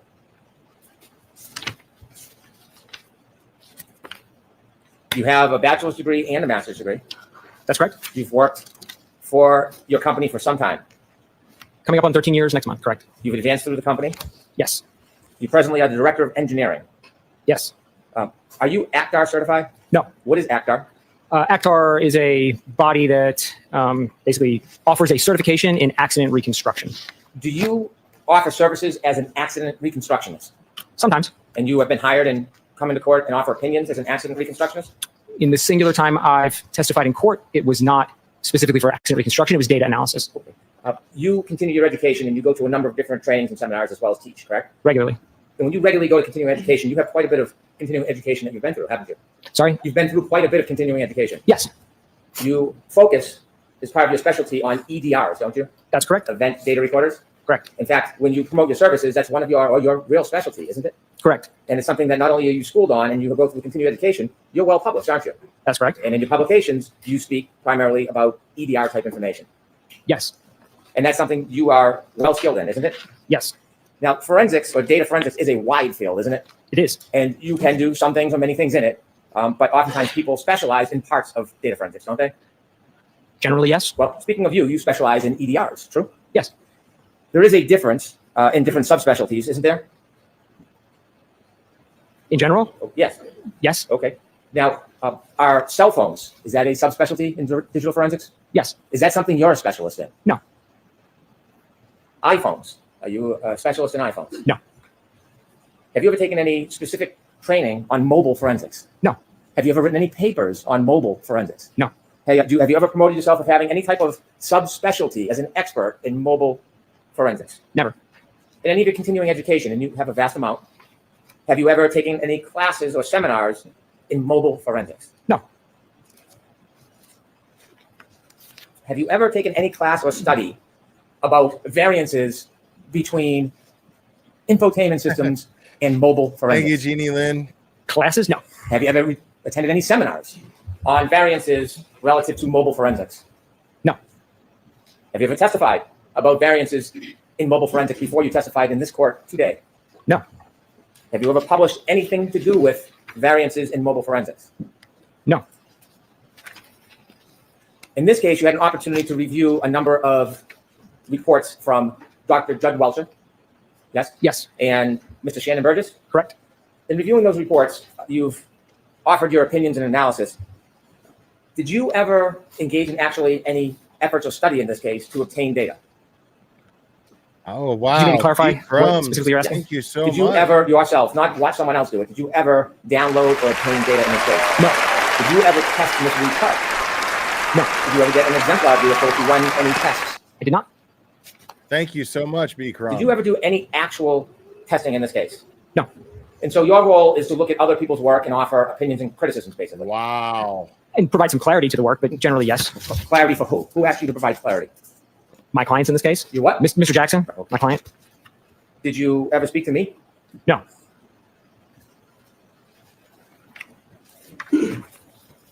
As an expert, when you analyze data, whether you actively got it yourself or not, do you ever give an opinion in paper called a report? You ever write a report? Yes. And you've seen reports in this case that you've looked at, correct? Correct. A number of reports by asshole. Mr. Burgess.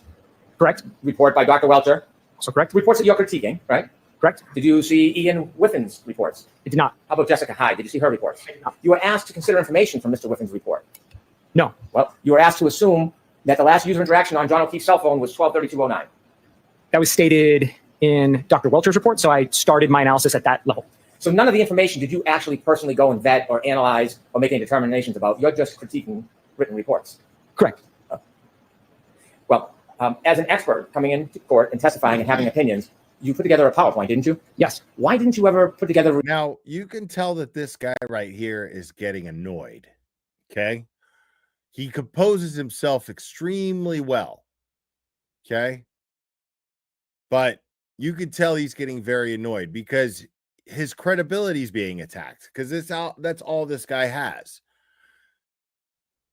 The report to share the basis of your opinions and the process you went through to arrive at your opinions before you came into court. Primarily, I wasn't. The thing is he doesn't even have it. That's what makes it so annoying. Is all he could stoop to is try to attack his credibility when there's even no basis to attack it. Asked to, so I didn't do it. I wouldn't commission work without being asked to do it. And number two, the extent of my work beyond building the PowerPoint was just basic addition, just adding numbers together that already existed in the Aperture reports. So there wasn't a tremendous amount of complexity to what I engaged in. What about your work product and your calculations? Did you do all this in your head, or did you type So it out? it's real simple. What he was hired to do by the defense was simply analyze the analysis of the prosecution's experts and find inconsistencies. Simple. That's what he's testifying that he was there to do. So what is the confusion here? Why these smoke and mirrors, Spanky? Because what he's doing, that's all that is. He's going, oh, you don't have an expert. You're not an expert in this. You're not an expert in that. And he's like, yeah, nope, I never claimed I was.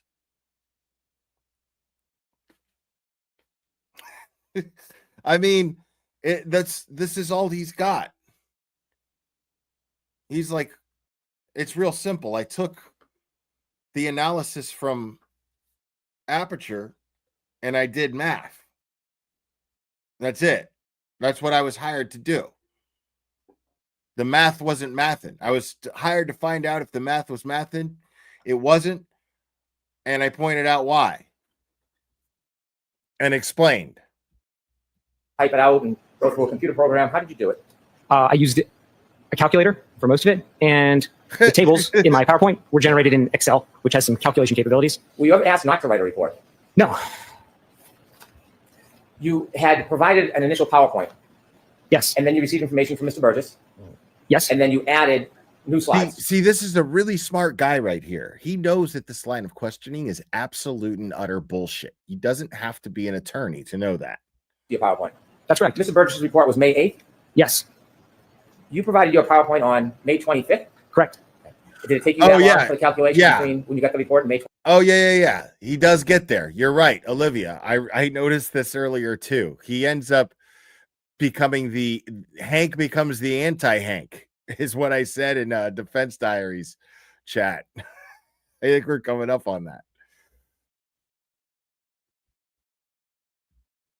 May 25th to put together the new presentation? No, it didn't. Why did you wait until May 25th to provide the new information? That's when I was asked to do it. What do you mean by that? I just want to see what the date is today. Today's the 30th. When you finished your PowerPoint on May 25th, did you send it to the defense on May 25th? Yes, I did. Did they have a copy of your PowerPoint on May 25th? Don't be shy. No, I'm pretty sure it was the 25th. It's sustained. Facts. Yeah, if it wasn't the 25th, it would have been maybe the day after, but it's dated the 25th. I'm almost positive I provided it on the 25th. There's no reason for you to hold on to it for a couple of days. No, I think it was the 25th. You know what was provided to the Commonwealth that report? No, I don't. In the 25th report that you provided to the defense on the 25th, they had new information, didn't they? It had the information from Mr. Burgess's supplemental report. That was the additions. Why did you wait until the 25th to put it together? That's when I was asked to do it. Who asked? My clients, Mr. Jackson. He said, please ask on the 25th. We had a phone call on the 25th and discussed Mr. Burgess's supplemental report. During that phone call, he asked me to update the presentation, and I did so, and then provided it. How did the date of the 25th come about? Why 25th was the date provided? That's when he requested it. I think it was a Sunday, actually. Dude.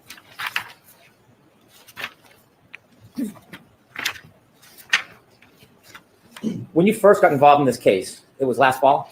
Correct. Like, And look at at that this time, guy. He's not even trying to hide his annoyance. He's showing he's fucking annoyed, and he knows this is fucking ridiculous. The Turtle, thank you so much. Uncle Will, thanks for the coverage, brother. I was listening to the trial all day at work. Like, man, I could use some of Will's commentary right now. I hope you heal up soon. Get some Khalifa Kush. Okay. I'm good though. Yeah, I'm good. But thank you so much. I appreciate it. you received some information that Mr. Burgess wanted to look at the text stream data or the different modules on what you later learned was the defendant's Lexus, correct? Correct. And there was a proposal from Mr. Burgess. Mr. Burgess wanted to go back to the car and look at the modules to try to download more information from them, correct? Correct. And you then got involved to look at what his request was, the procedure that you wanted to follow. Yes. When you did that, were you given any materials about what had happened before you and Mr. Burgess both got involved? I don't recall specifically. I don't think so. I think I was just provided the notice of testing that was to be done. Well, you ended up drafting an affidavit. I did. And in drafting an affidavit, you pointed out some oversights in Mr. Burgess. I did. determining the oversights required some study of actually the data and information that's available, wouldn't it? It would. So can we presume that before you wrote the affidavit pointing out the oversights, you had looked at other materials? If I recall correctly, the notice of additional testing from Mr. Burgess contained attached to it a whole report by him documenting why he thought there was an inadequate initial acquisition, why he thought the sizes were wrong. So I don't remember referencing anything beyond all the information that was contained in that. And whether that was combined by somebody else or not, I don't know. That's how it was provided. Did you end up looking at the report of Mr. Affidavit and what had happened in the past? So yeah, he's trying to make it out to be like this dude looked into the case beforehand and blah blah blah. He's like, no, man, all that shit is in the other report that I was asked to look at, that I was hired to look at. All that shit's in there. What are you talking about? With the download and search of Ms. Lee's access materials? If I'm remembering right again, I think Ms. Gaffney's report was also attached to that same singular file. You learned that the defense expert, Ms. Gaffney, had downloaded data from chips, correct? Correct. And Mr. Burgess was asserting that there was information missing and believed that there was missing information from the chips. Correct. In that form, it's sustained. It's stricken. It's stricken. My apologies. The conclusion Mr. Burgess had is that he believed there was missing information from the chips. He did. He miscalculated the size of the chips. Did you do any study to see if there was actually information missing from the original download? No, I looked at the data sheets for the chips and then immediately realized what the error was. The data sheets specify a size in megabits or gigabits, and Mr. Burgess had written his report in the context of megabytes and gigabytes. And then you asserted, or you took the position in your affidavit, that there should be no further chip lock, no further study of those chips, other than to ensure the amount of memory was sufficient. It's not how I recall specifically what I said. Well, let me read because I want to try to align your words. Please. Mr. Burgess' proposed protocol labeled, "We attempt chip-off acquisition is unnecessary because the file size of the acquisition performed by Ms. Gaffney already matches the expected memory storage capacity of the components." That sounds accurate. If you want to see this, I don't want to read from the document. If you need to see if it actually, just let me know. That's fine. I trust your reading. However, an acquisition may be conducted for the sole purposes of ensuring the contents of the memory chips have not been altered since the last testing by recording the checksum. Yes. Did it cross your mind at that point that there was important data in those modules that was not seen or recovered or obtained by Ms. Gaffney? No. Did you want to know when Mr. Burgess was looking for more data, more information, what he thought was missing?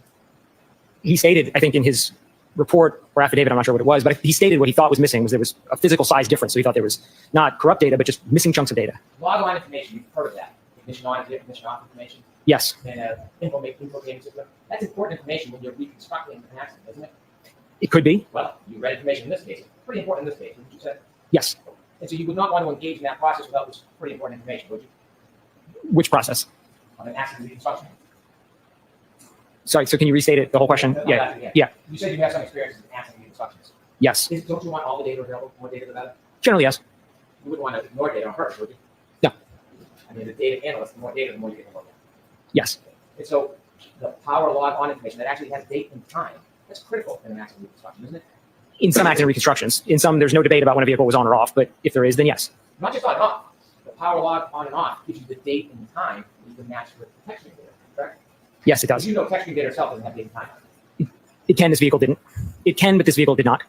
This had a running time instead. That's correct. So this data that was not found during the initial process, that was critical data at the time. I don't think prior to the process, anyone knew that this particular Lexus infotainment system stored those key on and key off times. Right, the only person that found this out was Shannon Burgess. He found it in the process, but I don't think anybody knew in advance of this case. There was nothing out there about it. So to my knowledge, this is the first time that this specific data has ever been released into the wild. But it was on the board there, someone who would look for or a creative, they could be find it. Yes, right. More so to your if got creative, because I don't think anyone would have been able to have the foreknowledge that there would have definitely been that. Shannon Burgess did. System. I'll strike it. And when Shannon Burgess went to obtain that data that everybody else overlooked or didn't know about, you went with him. Yes. So you had a process where he was going to now control the data and take the information that was left behind and remove it from the infotainment board, correct? He actually never specified anything about the SD card in that initial notice.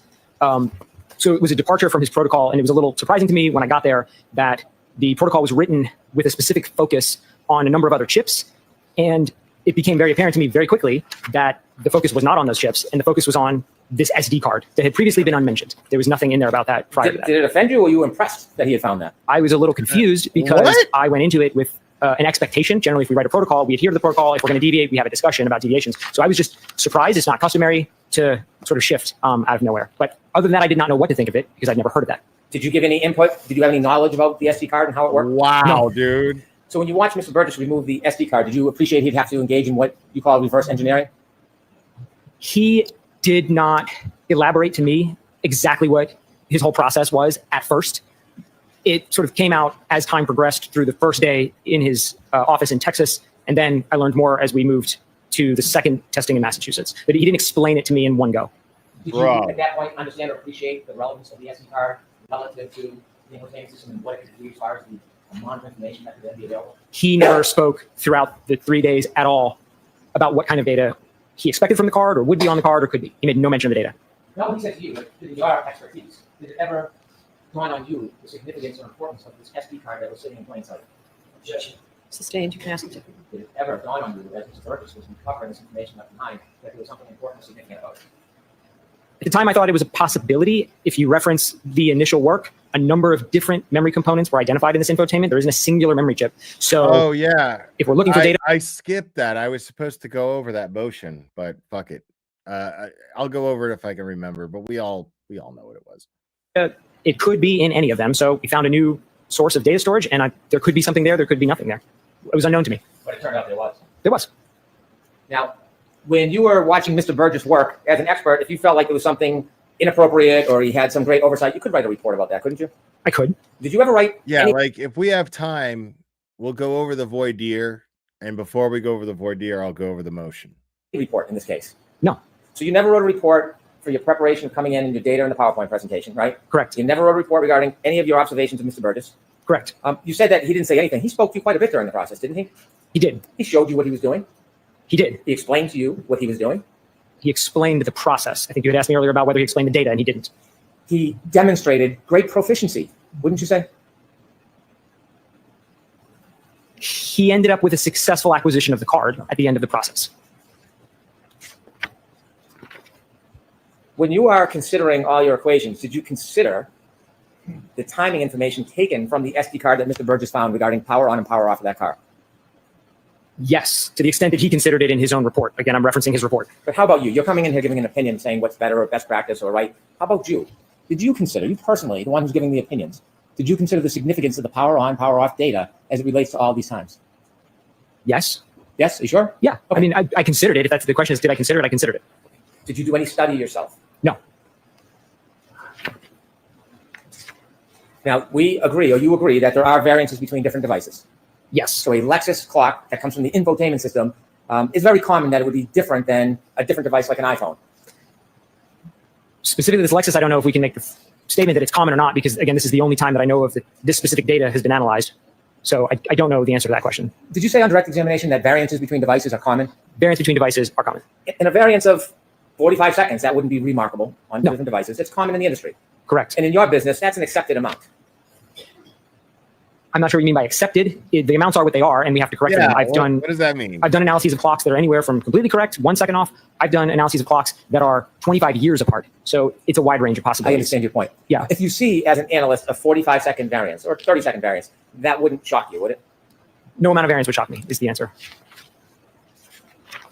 I want to ask you questions and go through your PowerPoint. And I want to ask you your specific opinions and how you arrived at certain claims that you've made. Sure. Okay. If we could put up Mr. DeSorga's new PowerPoint 52525.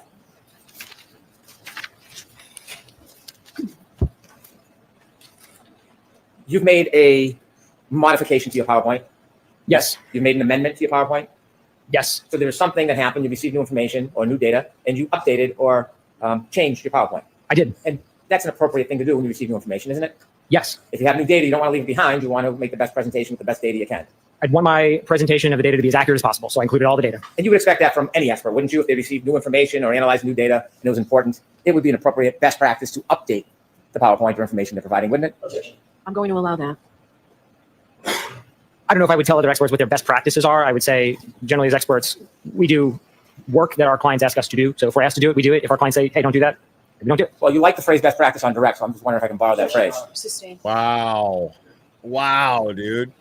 Okay. I mean, Would you turn to page 2?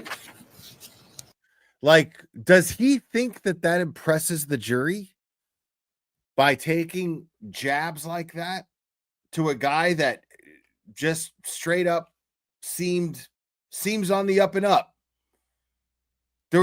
He's shown no disrespect towards anyone the entire time he's been on that stand. He has sat there, not made any extreme facial expressions. He hasn't done anything to merit being hostile towards him. So I find it interesting that Spanky thinks that this is a good strategy with the jury, because it doesn't seem like it at all. And the jury's young. You know what I mean? The jury's young. There's going to be some people on there that are going to be like, yo, why is he attacking him? You know?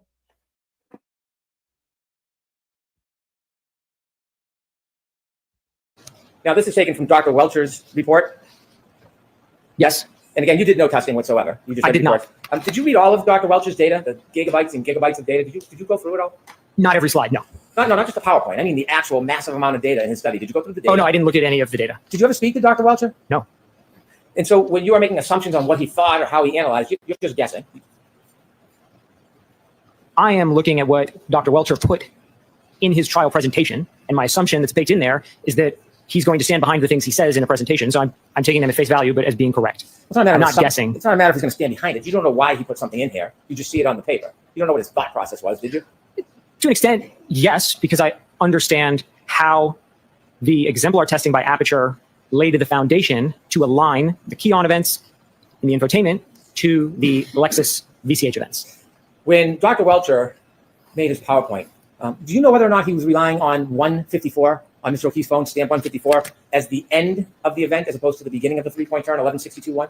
Based on the math he uses, that's the implication. He puts a number on the screen that the only way you could reach that number is by making that assumption. So when I looked at the math, yes, that assumption seems baked into the math he did. So this seems like it's baked in that he was assuming 154 on John O'Keefe's phone was the end of the three-point turn. Not on this slide, on a later slide, but yes. Okay. And you said that variances, 30 seconds, 45 seconds, they're very common when you're comparing two different devices, right? Yes. Okay. Turn to that page, please. I mean, you point out two times for the jury. The Lexus event 1162.2 ends 12:31:43, right? Yes. And that's based on the clock in the infotainment system. That time is based on two things: the clock in the infotainment unit and the cumulative key-on timer in the text stream data. So it's a combination of two values. Which is the running clock. Correct. Right. And that is compared or contrasted or coordinated with the log on off time that was found on the SD card. Yes? Yes. And without that SD card, we wouldn't have that time now, would we? Correct. Okay. 123209 isn't something you analyzed, but you just read in the report that that is information from Ian Whiffen suggesting or taking the position that was the last user interaction John O'Keefe had with his cell phone. So what Brennan's doing right now is discrediting his own experts' analysis, which is just fucking awesome. 123209. That's how I understand it. There was a phone lock at 12:32:09. I did not look into the underlying reports from where that came. And you know those are two different devices, two different clocks that will have a variance. Yes. You mentioned trigger event, and you said that your preference is to, when you're doing times, to point it from the actual trigger event, and there was a little slap for emphasis to target you on that, right? The trigger event. That's not a standard practice or a protocol that is supported by any type of literature, is it? It's the methodology I teach, especially in the class I teach on the analysis of heavy vehicle data. We have the exact same problem with heavy vehicles. They all have clocks on them. And so in fact, I do a lot of clock adjustment on heavy vehicles relative to other sources. And the way I teach it, I'm not the only instructor, collectively, the way we all teach it is we generally start the analysis at the trigger, which is not to suggest you have to do that. It's not wrong to do it a different way, but that would be let's call it the default methodology. The default methodology, do you have any professional literature that says that is the best time to start the analysis? Not literature. I mean, that's my opinion, because that introduces the least amount of variables. Once you start trying to align events off of subsequent times, you just introduce more addition, subtraction, or math you have to do. So it's easiest to do T0 and align everything from there. If you line up the end of one event with the end of another event, it's more coordinated than if you take it in different spots, isn't it? That could be a scenario where then you wouldn't use it. Right. Like I said, it's not the only way, but it's the default. I don't disrespect your method, but there are other ways to do it. Dude, are you serious right Absolutely. now? And that's why I didn't change the convention here. I used their convention. So you're not suggesting that Mr. Burgess would be misleading by choosing the endpoint when he pronounced that's exactly the point he's considering, are you? No. And so the word cherry picking, I'm not saying he was cherry picking, are you? I don't know the context in which I used the word cherry picking, but I don't think it was No. with respect to a trigger alignment. You're saying that he was cherry picking. You're saying your own expert cherry picked. Legitimate professional basis of suggesting your way is better or worse than going from the front or the end of the event. No. So you're not offering criticism on that. So just so I understand it. Not criticism. I pointed out that it's not typical, and I pointed out not even to say specifically that it's not typical, because even that, to your point, might sound critical. I just want to be clear that I adopted their convention. It's not the way I would have done it, but I kept that convention consistent in my analysis. So I wasn't changing in the middle, trying to obfuscate what I'm saying. I appreciate that. So if someone's looking end to end, you're not going to add 5 seconds. It's if someone went from middle to end. Could you give me that? Yeah, you were suggesting those questions about, well, since you're looking at the end instead of the middle, then you got to add another 5 seconds on. That's not really an accurate analysis if you're looking at comparison from end to end. You wouldn't then add the 5 seconds to the time of trigger because you're starting at the end from both places. I'm going to allow it if you can answer them. It's going to depend on if you're doing an alignment with something that is a range of values, then you have to be consistent on where you're doing it. If you're doing discrete points, then that's just a single point in time. There's no beginning or end. It's just a single second. So the best answer I can kind of give is it depends on what you're doing. Well, in this case, you're basing it off the end of the event, not trigger the end, comparing it comparatively to the end of a different device. So you wouldn't just add 5 seconds just for that. You would not add 5 seconds for the heck of it.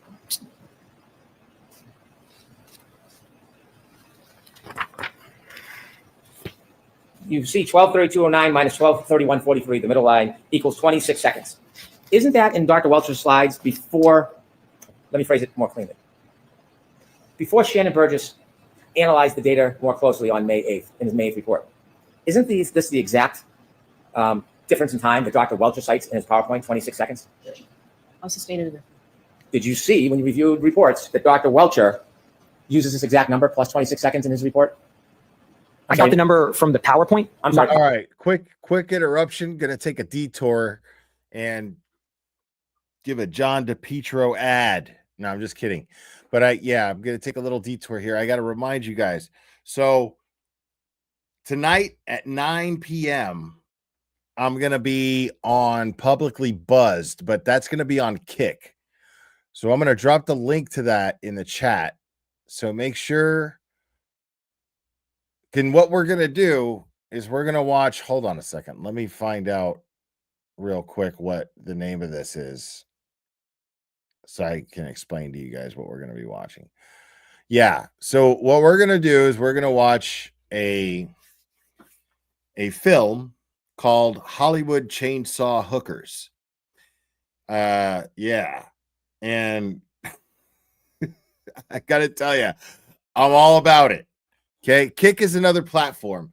Now, he can't show this movie on YouTube for obvious reasons, because it's like an old 80s horror flick, like a really B movie or horror flick.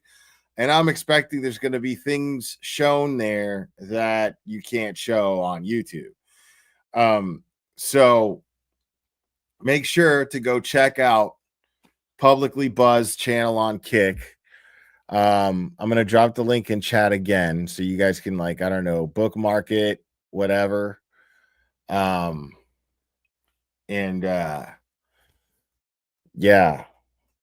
Definitely hang out with me over there at 9 p.m. All right.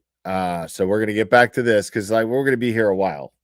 But make sure if you guys are hanging out, got nothing to do on a Friday night, you want to watch a B movie with me and Publicly Buzzed, come hang out with us because I think it's gonna be fun.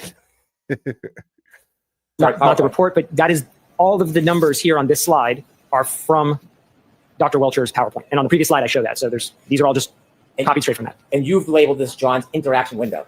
I did. Okay. Interaction window. Do you think it might be confusing when you use interaction window to make it seem like the event was limited to 10 seconds?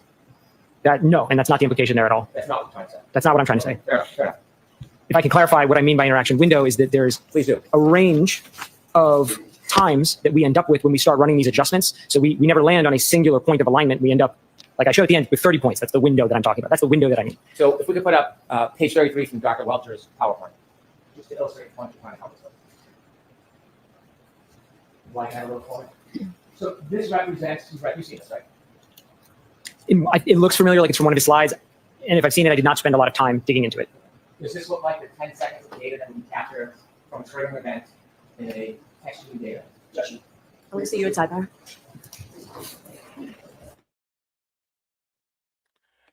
All right. Cool thing about doing recaps, you can just fast forward through all that bullshit.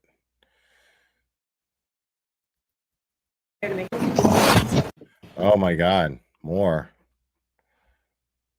Oh, yeah.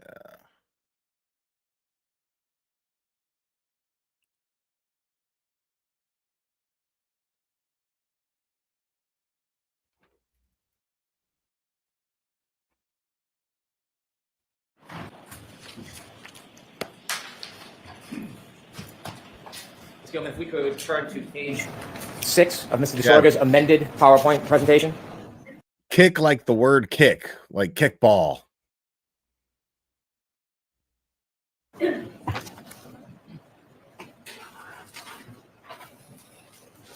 Sir, I want to ask you about your opinions, and inevitably, some of the slides that you've presented to this jury regarding adjusting the clock in a time period of 3 seconds. You have given an opinion that there's a difference that you see in the reports between when the defendant's Lexus is powered on and the infotainment system begins, correct? No. Yes. There's a 3 second difference on the exemplar vehicle between when the power is turned on and then the screen lights up, the ignition of the infotainment system. The 3 seconds I'm referring to is the timestamp in the data from the SD card. So I'm referring to the timestamp in the SD card.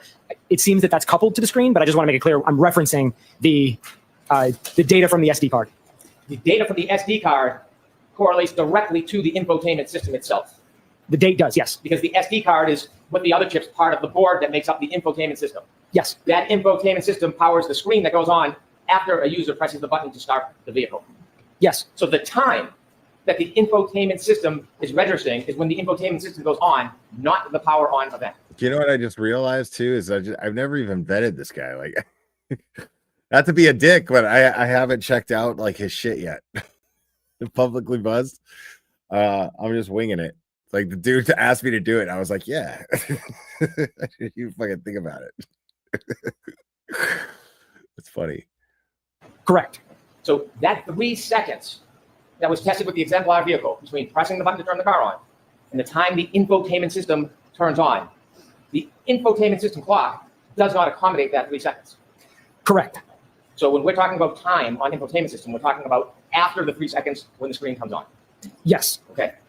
Now you've made some slides and you've made some assumptions suggesting that that 3 seconds should be added to your analysis. And I want to ask you about your analysis regarding the 3 seconds. If we could turn to page 7, please. If you could Listen, zoom in on the left side. Sir, you told us that you didn't do any testing or data vetting yourself. You simply relied on reading and reviewing Mr. Burgess's report and Mr. Welch's report. Correct. And really, the information you're reviewing is Mr. Burgess's report. There's only a few references in Mr. Welch's report where he cites Mr. Burgess's findings, correct? Most of it is from Mr. Burgess's reports. There's really nothing in any of Dr. Welch's reports that you are considering that is not in Mr. Burgess's report. The .154 alignment methodology, I think exclusively is in Dr. Welcher's and is not present in Mr. Burgess's. Did you read both of Mr. Burgess's reports? Yes. You're not aware that Mr. Burgess talks about that timestamp in his reports? He mentions it in the second report to say that he doesn't think, basically he doesn't think Dr. Welcher should have aligned it on that. That is exactly not what he said. Where in the report? State. Where in his report does he say that Dr. Welcher should not have relied on 154? Where does it say that in his report? I have it here. If you can give me the page, we will take a look at it. I don't know the page. So now he's calling him a fucking liar. I love And I'm it. paraphrasing. By no means am I conveying that as I'm directly quoting it, but I remember that as something I read in there. Well, I was careful in your affidavit not to paraphrase you, right? Sustained. So when you just made that assumption or that suggestion, Like, Brennan is acting like he's like doing something good here, but what he's looking like to the jury is that he's falling apart. It's fascinating. characterizing Dr. Welcher's state of mind or thought process, is there anywhere in the report you can cite or show me where Dr. Welcher said that? No. Okay. When you read Mr. Burgess's report and you learned that he and others obtained an exemplar vehicle and did this testing, you have no other independent information to suggest that the power on, power off event and 3-second delay is an act. Like, listen, dude, I'm, you know, and I'm not, I know you guys get annoyed if I say, oh, I'm not smart, blah, blah, blah. But like, I admit, for an uneducated guy, I'm a smart guy. You know, I'm aware of that. Now, but the thing is I'm still an uneducated guy. So to me, I think it's fair to hold the jury at the same intellectual standard as myself. If they're being picked as jurors, I'm going to hold them to the same intellectual standard as myself. It's a pretty minimum standard. I'm being just honest, you know? Like, I have common sense. So they have to have at least a certain level of common sense to have been chosen as jurors in a case like this, right or wrong. So I don't think it's unfair to hold the jury to my level of intelligence, to that standard. And if I'm sitting on that jury and I'm seeing Hank Brennan doing this after hearing all of the evidence being presented and all of the cross, I'm definitely looking at Hank Brennan like he's falling apart right now. All of a sudden, we're seeing a very different Hank Brennan from the rest of the trial. And it's happening when the defense has a very credible witness sitting up there. You know what I'm saying? So, no. I'm using myself as an example simply because it's a tool to illustrate the standard that I hold the jury at. And I don't think it's unfair, is my point, considering my lack of education, but yet my ability to have common sense. You know what I mean? So that, to me, I think is a fair minimum standard to hold a juror to, if they're intelligent enough to have been chosen as jurors, right or wrong.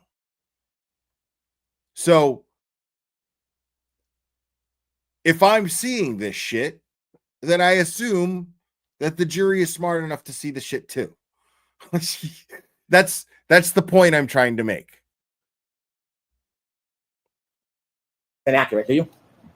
I just want to make sure I heard you. Did you say accurate or Inaccurate. I'm sorry, the fan's on. I'm trying to I know show. that's the only reason I couldn't hear that. So can you state it one more time? I'll rephrase it. When you reviewed Mr. Burgess's report and reviewed the information about his exemplar testing regarding the 3-second difference between turning on the car and the infotainment system going on, you have no other information that you looked at or studied that changes that analysis, do you? No. Now, when you are suggesting, could we shrink that and zoom on the right side, please? When you are suggesting that 3 seconds should be added to the time because of that 3-second gap, do you think maybe you made a mistake in considering it that way? No. Okay. The time that you're adding 3 seconds to is the infotainment time, the infotainment clock, correct? Yes. The infotainment clock begins when the infotainment system goes on. We just spoke about that, correct? Right. Which is 3 seconds after the power on event. Correct. So you're essentially double dipping. You're adding Double dipping? You're adding 3 seconds. You double dip the It's already shit. been separated because it isn't reflected on the infotainment system. Isn't that true? That's incorrect. You believe that 3 seconds between the power on and the infotainment system going on should be accommodated extra on top of it. It's not that it's extra. It's because when we're talking about times here, we're pulling a time from the infotainment and we're marrying that with a key on timer from the vehicle control history. Those are separate systems. So if the vehicle control history had its own time, then what you're saying would be correct. We wouldn't account for any delays because then it's already baked into those numbers. This is a very unique analysis. This is not something I've ever even seen. This type of analysis here where we're comparing a timestamp from an infotainment SD card to a VCH total time. And so the only way to reconcile those two is we have to align them. And the 3 seconds is the alignment between those because the VCH key on timer is going to start as soon as the vehicle is turned on. And that's the 3 seconds. You've never seen this before. I've never seen the approach taken here in this analysis by Aperture. That's what I meant by this. I'll clarify.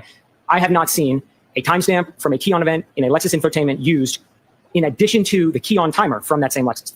You know, Mr. Burgess actually looked at the data, not just the timestamp. He looked at the data. Wow. Sure. You did not, did you?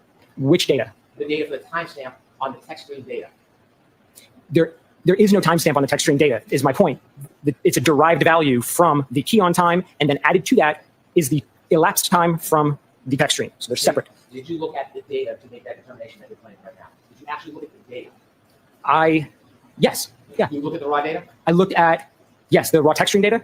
The raw text stream data from infotainment, did you look at it? I just don't want to mince it. The text stream data is an independent system from the infotainment, and you said from, so they're not. Did you look at the infotainment raw data?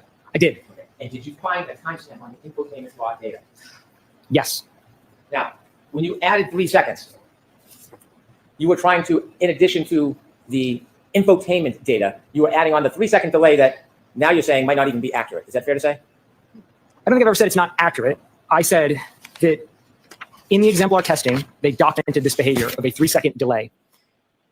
And that needs to be accounted for if you're going to correct the timestamps. However, the caveat I put on that was only with one exemplar vehicle. So it could be that this behavior, the 3 seconds, is unique to the exemplar and would not apply to other similar vehicles. And so that's why I did either nothing or the 3, because there's nothing to support something in between. So you disagree that the clock stamp on the infotainment module begins the run. You believe that there's potentially 3 seconds before when the ignition goes on that should be added to that time. I know from testing other Toyota systems that the key on timer happens almost at the identical time that the vehicle is turned on. That timer starts running basically immediately. But on this case, you don't know anything firsthand because you didn't do the testing yourself. I don't know if it would specifically apply to this Lexus. I know that from other Toyota testing, but And not you're this specific suggesting- Lexus. I'm sorry, finish. No, I'm clarifying. I do know that from other Toyota and VCH systems that key on timer is basically simultaneous with the key on. I have not tested it on this, and I don't believe that it was tested by Aperture when they had it either. They didn't document the accuracy of the run timer in their exemplar, so we don't know. Well, you don't know that they didn't document that. To be fair, if they did, it was not in their reports. Right. So in this case, you said cars are different. And that's why you're hesitant to accept the fact that there's a 3-second delay. It's a yes or no question. I'm saying we don't know. If had Aperture done testing with a separate vehicle, why are you doing that? Is the 3 seconds the same, or is it unique? The answer is we don't know. And so when you are determining that 3-second variance, you don't have any assurance in your own mind whether or not this car, Miss Reed's Lexus, has a 3-second variance. That's what you're trying to say. That's correct, and that's why I run my calculations with and without it. And the way you would determine that is to actually do testing or look at the data. More testing, I think, is the only way that would be able to be determined. Now let's turn to slide 9. As part of your charts, could you enlarge the left, please? As part of your charts, you took this truck from Attorney Burgess's report, and you made some assumptions about this, didn't you? I'm not sure. Okay. I applied the numbers in his third column to the times, so I mean, that's the extent of the analysis. When you looked at the first 5 columns, 1:14, 13 a.m., 4:38, 16 a.m., 4:42:06 a.m., 4:45, 12 a.m., and 5:04, 28 a.m., you said on direct examination, oh boy. Oh boy. Oh boy. You said on direct examination that was matching infotainment to iPhone. That was matching. That's what it says on the chart, so that's probably what I said. I don't remember specifically, but that's what the chart says. Is that your opinion, that those first 5 columns are matching infotainment to iPhone? The chart says infotainment call timestamp in column 1. It says O'Keefe iPhone call timestamps in column 2, and then it says offset. So I'm taking that at face value. You're basing your later charts Dude. on the predicate that these numbers, the first 5 columns, are infotainment compared to Oh, boy. John O'Keefe's iPhone, aren't you? Based on the chart, yes. You didn't do any study on your own to determine the genesis of that information. I'm aware of the fact that these calls, the 5 you mentioned, were placed when the vehicle was in a keyed off state. I'm aware of that. What I asked you specifically is, on those 5 columns, did you do any research or study to determine whether or not it was infotainment matches to John O'Keefe's iPhone or some other phone matches to John O'Keefe's iPhone? Did you do any independent study about that? No. Because in your ultimate conclusions and all the charts you've given to the jury and shown the jury, it relies on the conclusion that the first 5 columns are a comparison between infotainment clock and John O'Keefe's iPhone. Isn't that fair to say? That's exactly how the chart presents it, and that's how I present it. Did you know that at 1:14:13 a.m., the defendant's Lexus was turned off? Yes. Did you know at 4:38:16 a.m. that the defendant's Lexus was turned off? Yes. And did you know at 4:42:06, 4:45:12, 5:04:28, did you know that her Lexus was turned off? Yes. Do you know that when you make phone calls, oh, by the way, do you know on those different times, the first 5 times, where that information is generated from? Which column?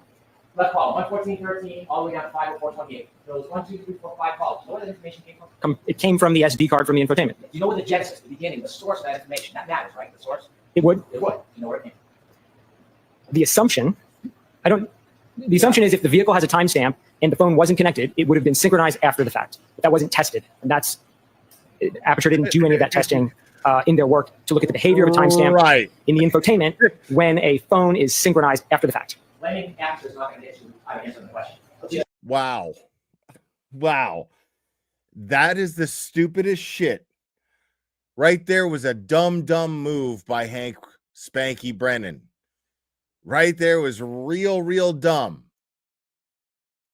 Did you know sustained phone is syncing in their work fact, but that wasn't tested, and that's Aperture didn't do any of that testing in their work to look at the behavior of a timestamp in the infotainment when a phone is synchronized after the fact. Blaming Aperture is not going to get you out of answering the question.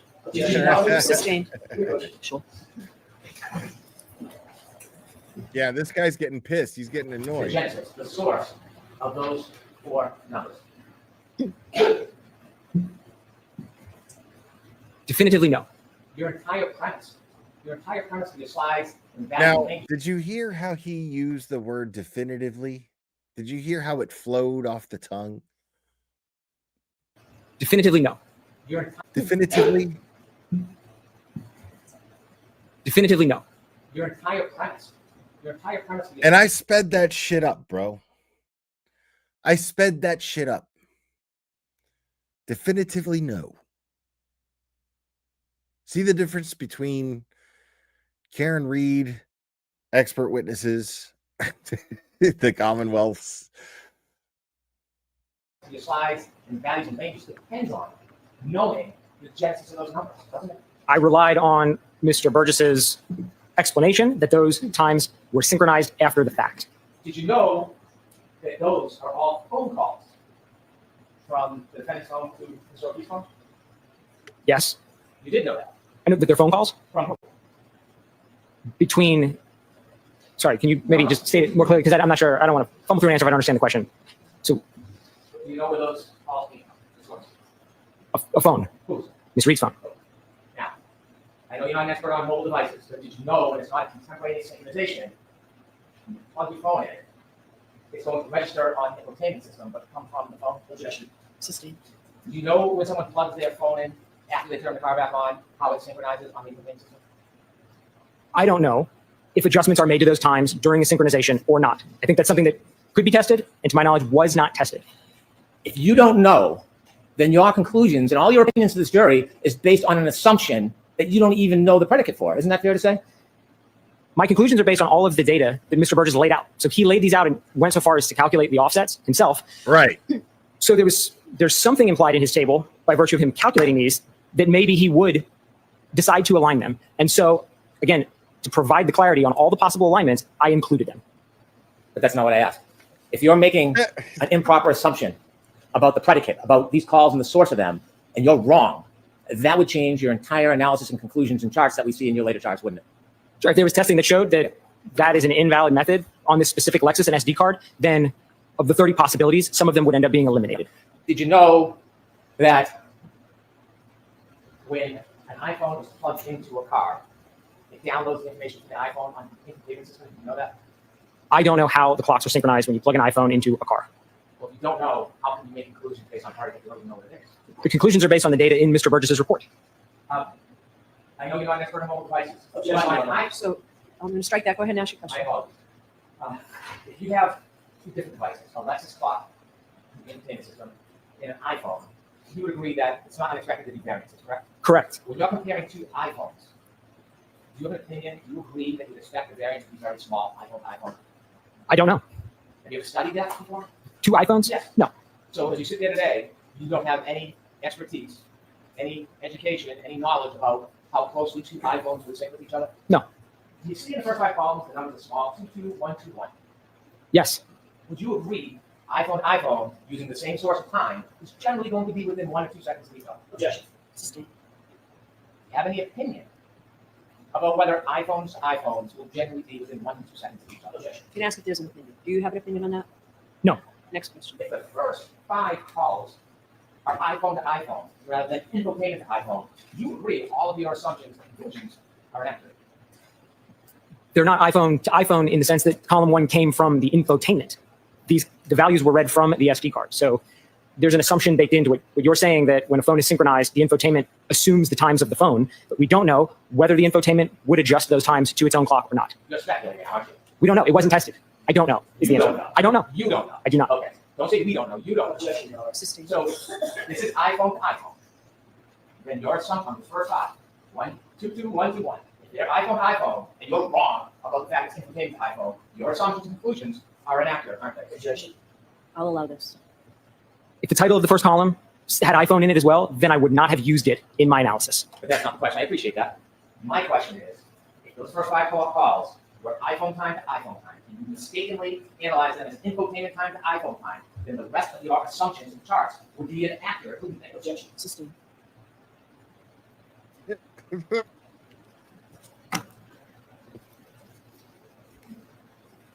At 5:21:36, do you know whether or not the defendant's Lexus was on?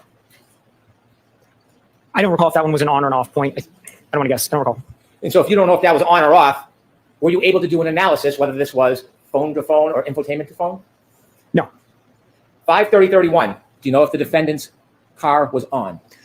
That one I know the vehicle was on. That's one timestamp on the infotainment system, 5:30:31, correct? Correct. And then in the O'Keefe iPhone call timestamps, there are 2 different numbers, 5:30:15, 5:30:52. Yes? Yes. Right. And do you appreciate that that is 2 separate calls, or do you think it's something different? I'm going to paraphrase, again, Mr. Birch's report as I recall it, in that he stated during the testing they did with the exemplar, calls placed in close succession would not necessarily both be logged in the infotainment.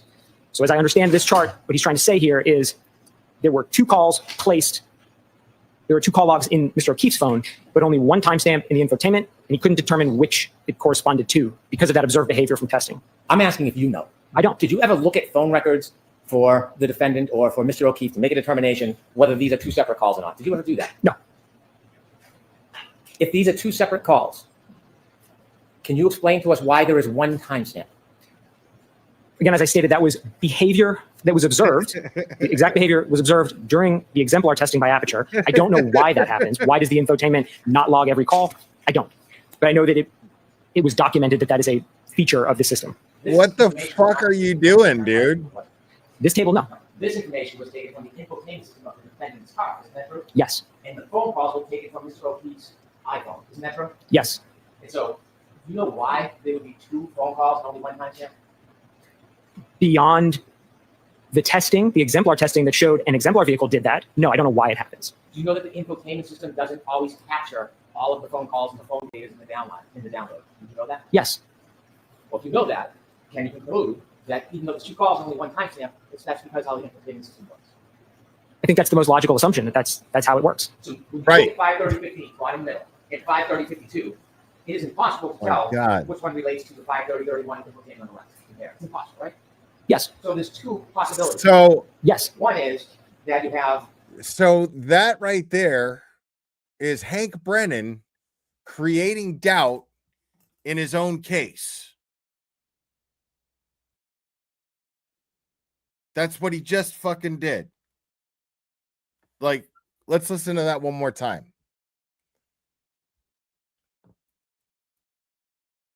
Logical assumption that that's how it works. So when you look at 5:30:15, right in the middle, and 5:30:52, it is impossible to tell which one relates to the 5:30:31 infotainment on the left. Compare. It's impossible, right? Yes. So there's 2 possibilities. Yes. One is There it is. that you have a difference, a disparity of 16 seconds. Yes. And the other one, going the opposite way, is a disparity of 21 seconds. Correct. And so when you add those disparities, you have 27 seconds disparity. I'll allow that. Is there 27 second disparity? Objection, Your Honor. He's poking holes into his I'm own not sure I case. understand the math. 5:30:31 is 16 seconds different than 5:30:15 on Mr. O'Keefe's phone. Yes? Yes. 5:30:31 is 21 seconds different than 5:30:15 phone call. Yes? Yes. And the difference is cut each way one times one call. Correct. So when you add those disparities, you get 27 seconds. Don't you? Objection. I'm going to allow that. No. Okay. What do you get? You're saying if maybe so I can be clear what you're asking, if we have a negative 16 and we have a positive 21, how many seconds are in between there? Exactly. 37? And so you can see, did you know that the next car was starting about 5 or 7 a.m.? Does that ring a bell? I don't have any of those key-ons committed to memory. So you can see between 5:21 and 5:30, the offset is different between them, which shows that variances change. They move. That seems reasonable. Yes. When I said it seems reasonable, do you have the experience? That 37 seconds. That's that's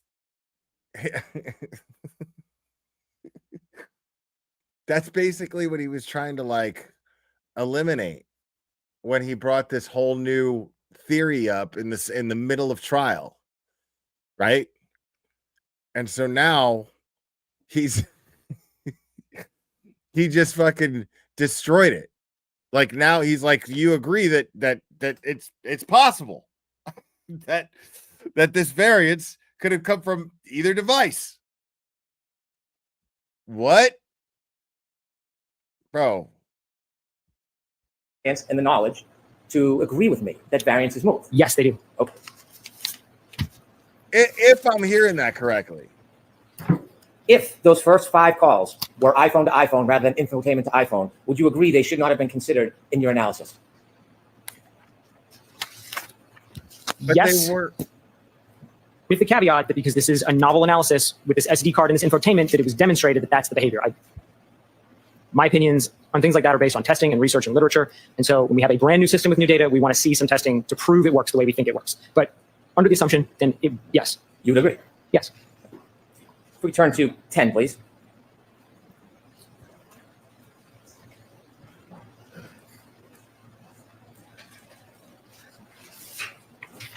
Given, could you zoom in a little, please, on the left? Given that these data points come at 5 in the morning, or 1, 4, 4, 4, 5, 5, and 5:30, did you consider whether they would be less reliable than comparing to the triggering event, the 3-point turn at 12:23 the night before? Did you consider that? Yes. When you said you reviewed in your critiquing reports, did you read Mr. Burgess's report on May 8, 2025? Yes. Did you read in his report where he explains that this is a less reliable method to, it's a less reliable method because of the time distance between the actual event we're interested in, 1162 at 12:31, 43 to 48, than the 3-point turn? Yes. When he explains that the method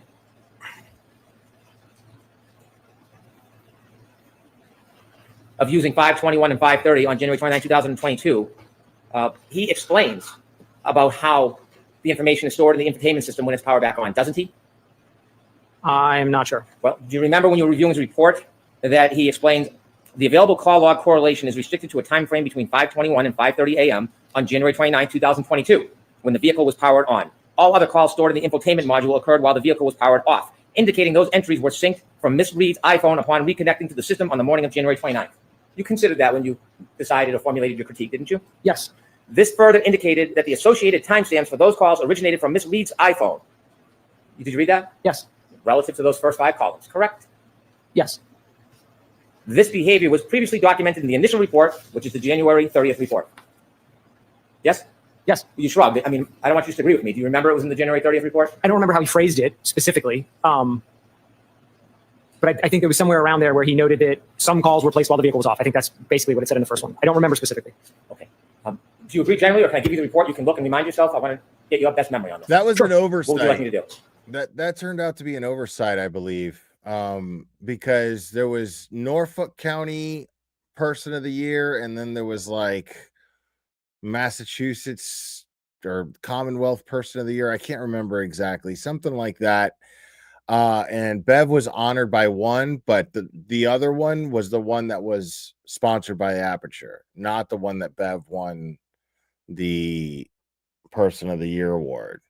So I'm not sure which one was which. I'm just saying that one was not the other, you know?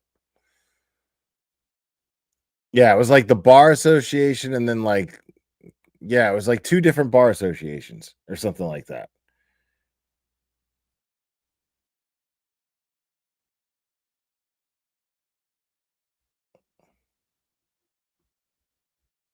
If you'd like me to look at it, I'll look at it. Sure. Do you have the reports with you, sir? Yes. Okay. Do you have an extra copy for him, Mr. Brennan? Mine is marked. I want to reach on the marker. Let me see if I can get a clean copy for the witness. Right. There you go. That was it.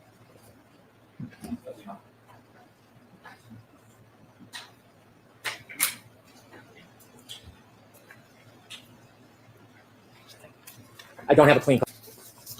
Did you, as a result, this method yields a single reference point for potential alignment? Yes. And Call we logs talked- are discrete points. I'm sorry? The call logs are discrete points for alignment. Is that? As a result, this method yields a single reference point, referring to the 5:30-31. I don't know. It sounds like it, but I don't know. From the 5:21 a.m. to the 5:30 a.m. window, a clock speed of approximately -8 and -16 plus 21 seconds were observed between Alexis' clock and Mr. Oki's iPhone clock. Did you consider that? Yes. This offset is measured approximately 5 hours after the time of the collision and cannot be assumed to apply to other time frames stated in the initial report. Objection. I'm going to allow it unless, do you have, I'll see counsel at sidebar.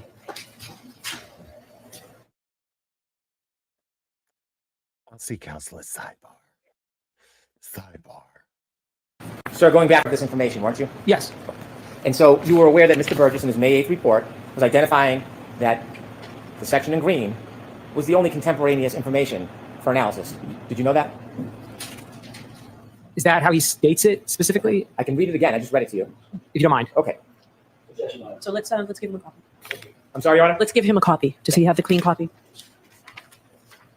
All right, I'm done with this guy. When you break it down with more specific data, you don't remember abilities I had in the chart. I want the all of them reader. would. What were you doing with regard to the 3-second delay? All of them would become positive. That would mean that that interaction occurs after the end of the vehicle event every single time. Instead of, it was 25 for 30 in the original analysis, the hypothetical would change it to 30 for 30.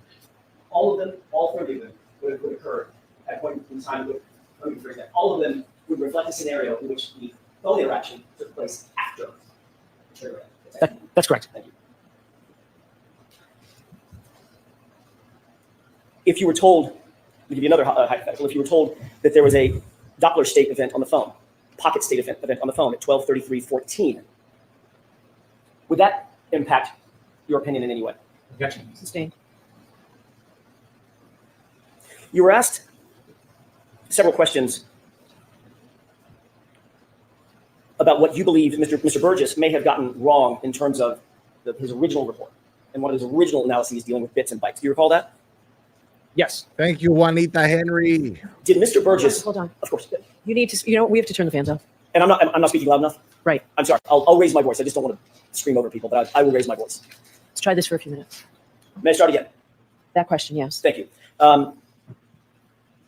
You were asked about whether or not you believed that Mr. Burgess was incorrect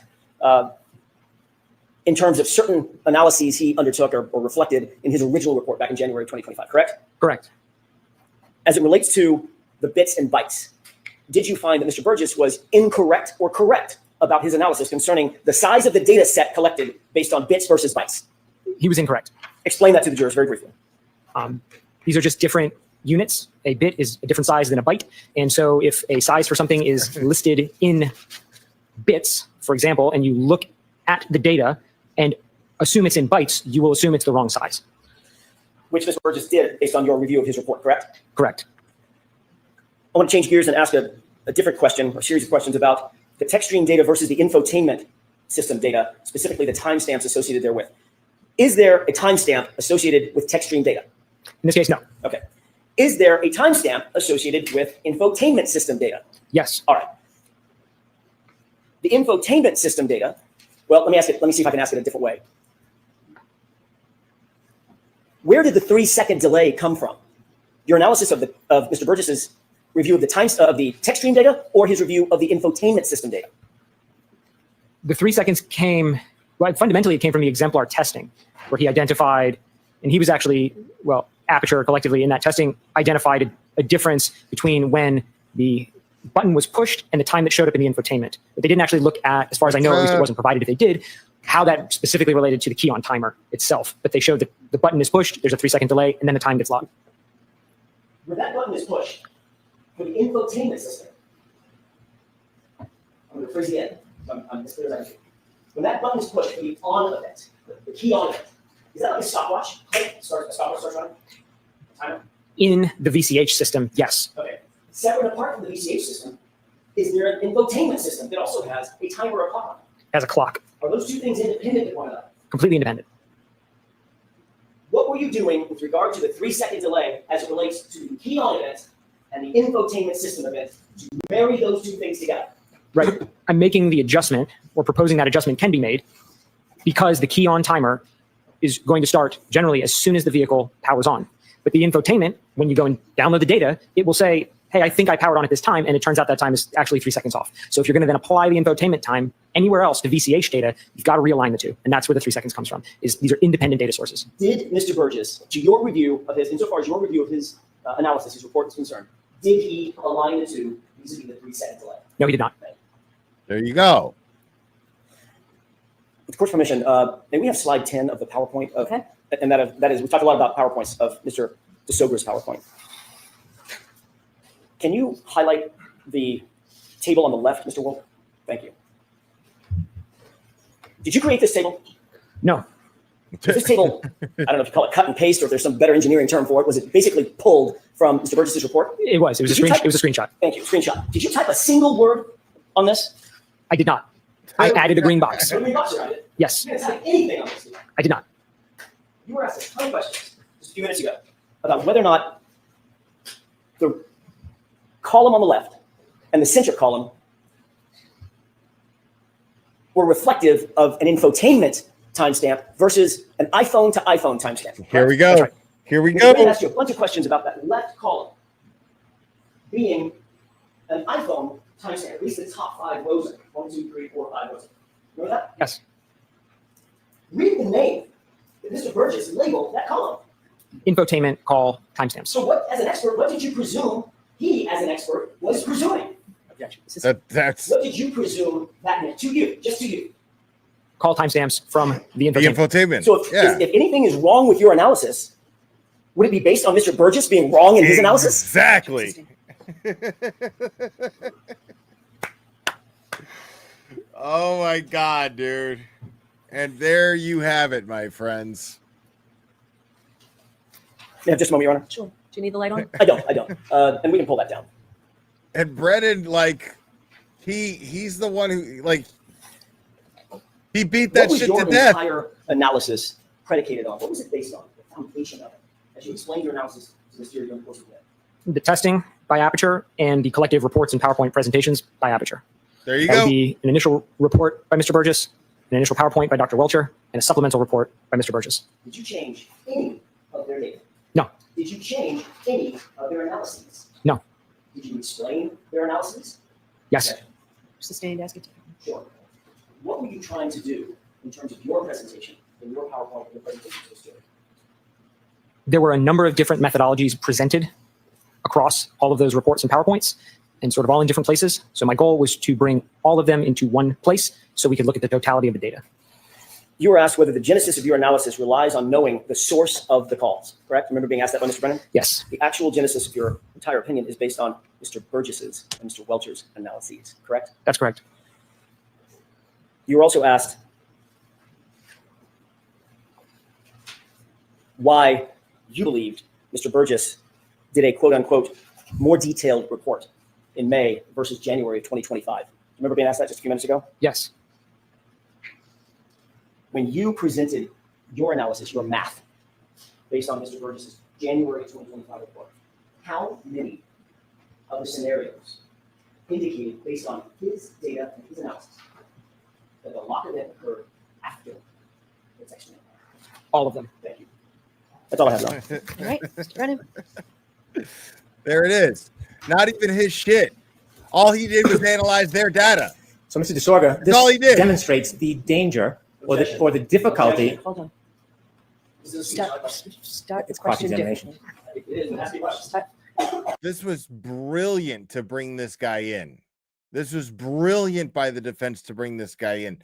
This leaves no choice but for Brennan to sink himself. Like, this guy didn't do anything. All he did was analyze the prosecution's experts' own data. That's it.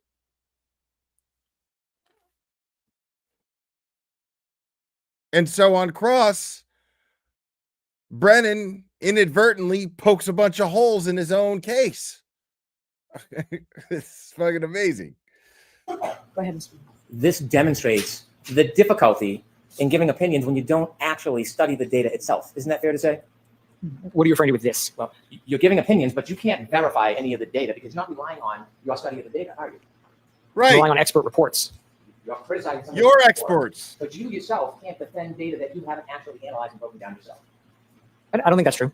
When you're looking at, when you're looking at someone's report, you're guessing as to what they thought or presumed if you haven't spoken to them.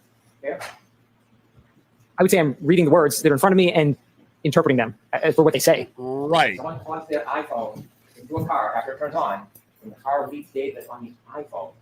That data then resides itself and resides on the infotainment system, correct? There's a transfer of data. And Yes. so unless you actually do the study yourself, you had no way of knowing if that information, although on the iPhone, on the infotainment system, you had no idea whether it was on an iPhone or on the infotainment. Fair? That's right. I don't think that's. And so when you don't actually do the work yourself, and you just presume or you guess, you could get it wrong. Couldn't you?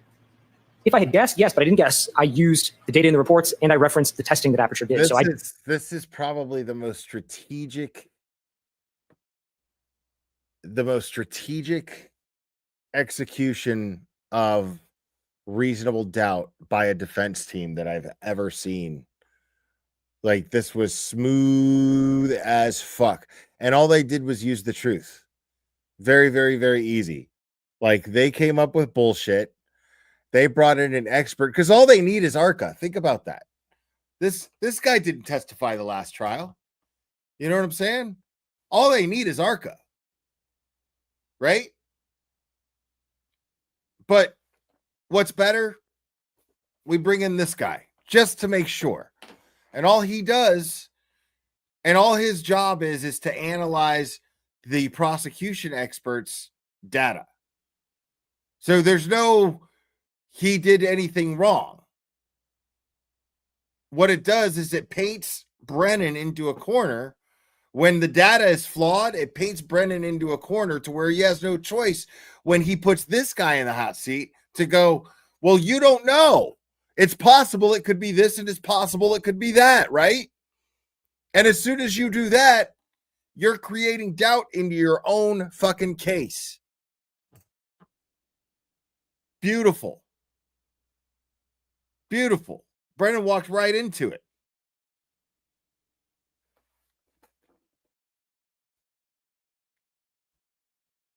I did not make a guess. 1 through 5, and you telling me right now, with reasonable degree of data certainty, that information is based on the infotainment clock. Is that what you're saying? Don't know. You don't know. But if you actually did the analysis yourself rather than just Monday morning quarterback and somebody's report. So I'm going to strike it, ask it differently, Mr. Mayor. That's another excellent point right there. You wouldn't have to make a presumption that you're wrong, correct? You know who always has a dog in the fight?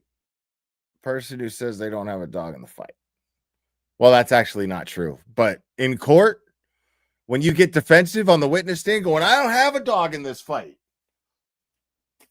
You look like you have a dog in the fight. You know what I'm saying? Now, like when Kevin Spacey said it in The Negotiator, like, I got nothing invested in this. This is a guy you call your friend, and you all want to shoot him. I got nothing invested in this. That's a different story. But when you're sitting on a fucking witness stand and you jump to that shit and go, hey man, I got no dog in this fight. After you just fucking told everybody that you're the VP, the senior VP of Aperture, and you signed the contract between Aperture and the Commonwealth as to how much you were going to get paid, but you don't know how much you're going to get paid. That's the billing department.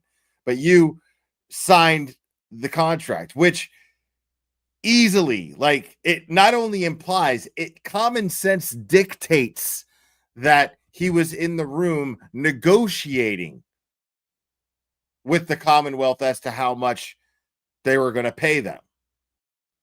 If he's the one who signed the contract, my man was in the room when they negotiated that shit. So playing dumb didn't look good to the jury when it came to that. And then he goes, oh, I don't have a dog in this fight, bro. No, yeah, you totally do, dude. You totally do. I don't think the analysis was possible in this case because the testing wasn't done in this case. You don't know if the testing was done or not. You didn't do the testing on it. So I need to hear the question. You don't know if the testing was done or not, did you? I know it's in the reports. The testing wasn't in the reports. Did you read Jessica Hyde's report? No. Did you read Ian Wilson's report? No. You don't know if that testing was done, do you? I don't. I'm going to let that stand. Next. I do not, sir. And so if you're wrong, your assumptions and product of that wrong. Part of my conclusions would change. I wouldn't agree that I'm wholesale wrong. Well, as a scientist, if they're not accurate, that would be wrong, wouldn't it? Wow. That might be a nuanced answer. I'm sorry? I said that might be a nuanced answer. Frankly, I'm not sure how to give you a good answer to that If question. you have the wrong data when you're doing your analysis, then the final analysis is going to be wrong. If you have using the wrong data, it's that simple. Yes. Right? You don't have to be a scientist to figure that out. Yes. Okay. If we You can don't have have to be a Mr. lawyer to Welcher's figure out 33. that you're a corrupt piece of shit either.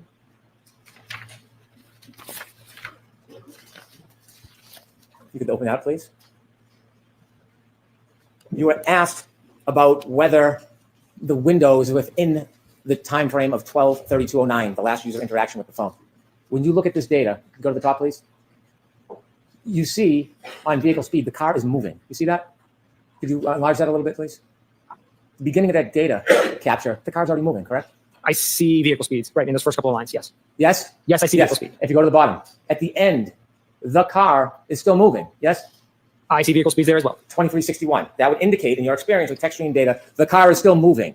Yes? At the end of the record, there is a vehicle speed. The car is moving. That would be my assumption. Okay. And so when you're making your conclusions that something's with or without, you're simply talking about the time of the 10 seconds of data. Yes? Yeah, everything that I've done has been referencing the end of event 1162-2, which is exactly how it's been referenced in all of the other reports. That 10-second window. Yes? Not even the window, just the end. Everything in the after report talks about the end of event 1162-2. So that's what I used across everything. And when you say end of event, you're referring just to data, not the actual real life event. Yeah, absolutely. The end of the recording. Okay. And so after that window, 12/32/04 to 12/32/12, you were asked a question about what might have happened 4 seconds later, 12/32/16. Remember you were asked about that?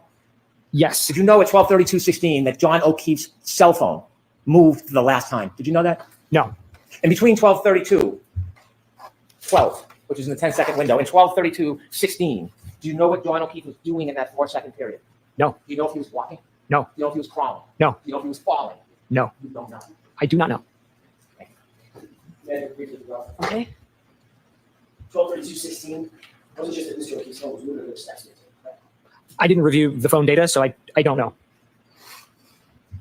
Did you review anything to indicate that steps were taken? Objection. So that's sustained. You were asked a second ago. What about the data when it's wrong? Then you'd be wrong, correct? Generally, yes. Garbage in, garbage out. Basic scientific postulate, correct? Generally, yes. You're relying on whose data? Mr. Burgess' data and Dr. Welcher's data. Thank you. All right, Mr. DeSoger, you are all set, sir. You can step down. I'm going to see counsel for a minute. Joyce, feel free to stand up and stretch if you'd like. Very simple. Very, very simple. You relied on whose data? Burgess's and Welcher's. That's it. Period. Whose own data contradicted each other. All of that data, all of the presentation of that data meant jack shit to the jury. The whole prosecution's case meant jack shit to the jury. And then this guy comes up and explains why it meant jack shit.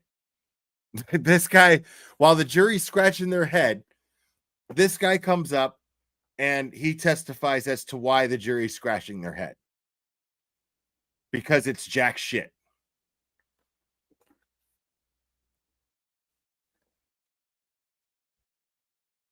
So then there's...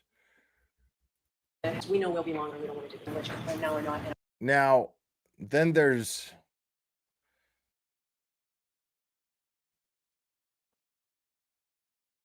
Hold on.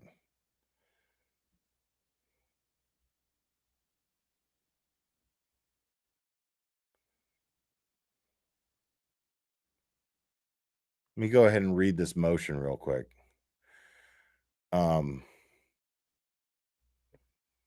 So the Commonwealth versus Karen Reed. The Commonwealth's motion to preclude inadmissible hearsay. The defense noticed that it intends to call 4 individuals who have phone numbers associated with a federally protected and confidential series of text messages from Michael Proctor's personal cell phone. The defense intends to offer the communications of 9 individuals, only 3 of whom had partial contact names saved within Michael Proctor's personal cell phone.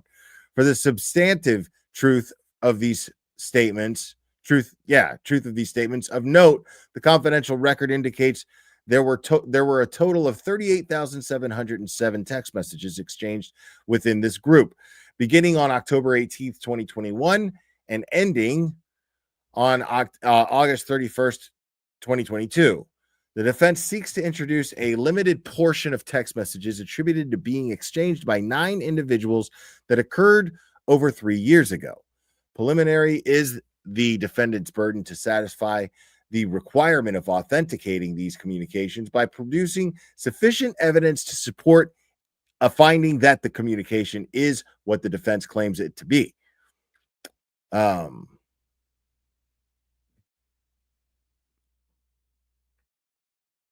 the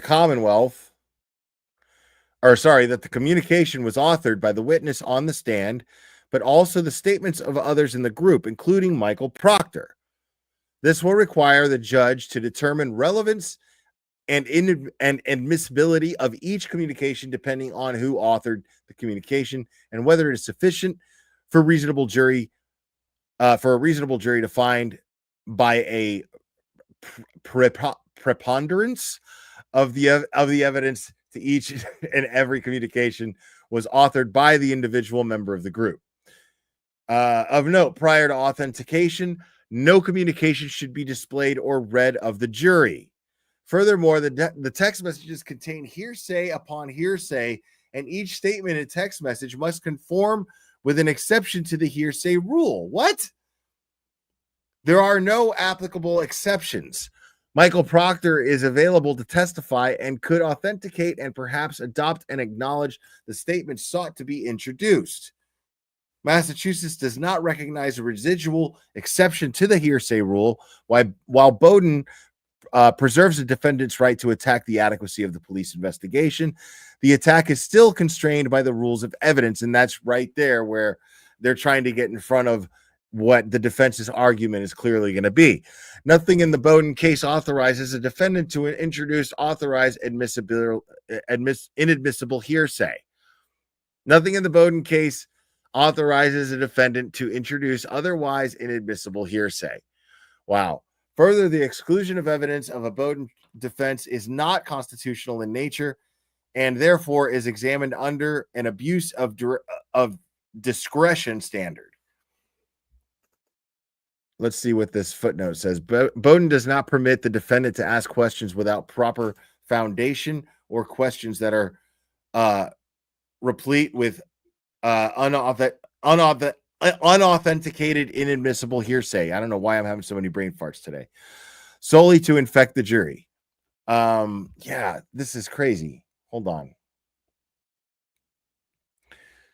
Moreover, the statements are inadmissible for the purpose of showing Michael Proctor's state of mind, nor the state of police knowledge. What? Hearsay testimony to explain the reasons for police action, however, carries a high probability of misuse because a witness may relate historical aspects of the case, replete with hearsay statements in the form of complaints and reports, even when not necessary to show the state of police knowledge. Internal quotations omitted.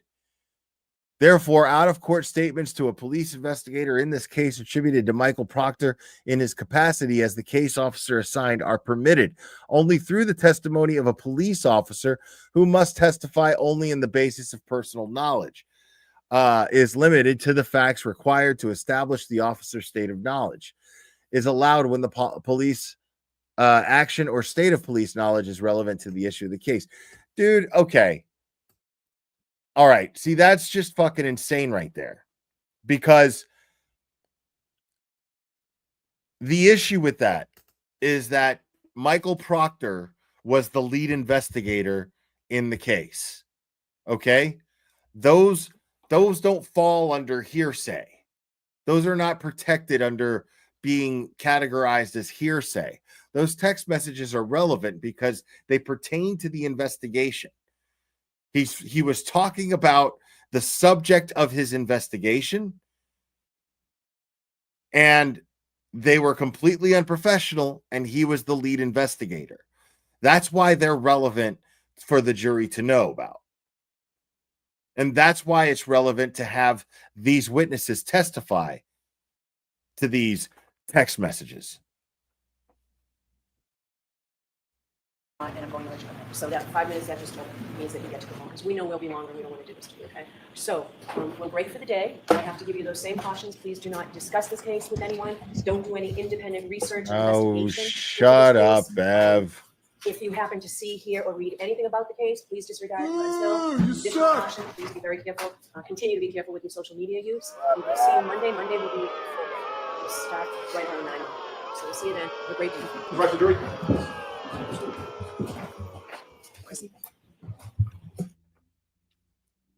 Bev is terrible.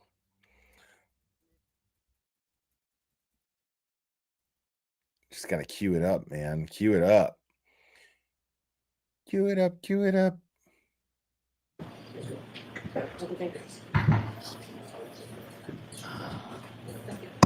Was now open meeting.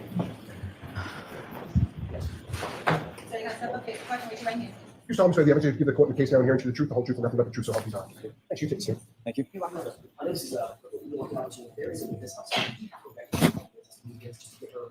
Sure. Is she right outside the door?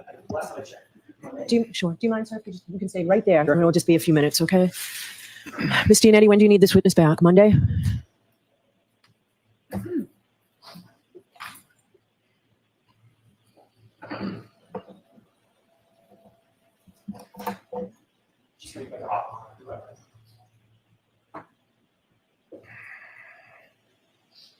So I'm going to need her at a microphone. Do you have one on council table there? So the podium, or one of those, back where Eugenia is. Thank you. Right, Charlie? Oh, you popped. You're gonna be famous. Here it is. Here it is. No, there's a microphone a little closer. Just follow this.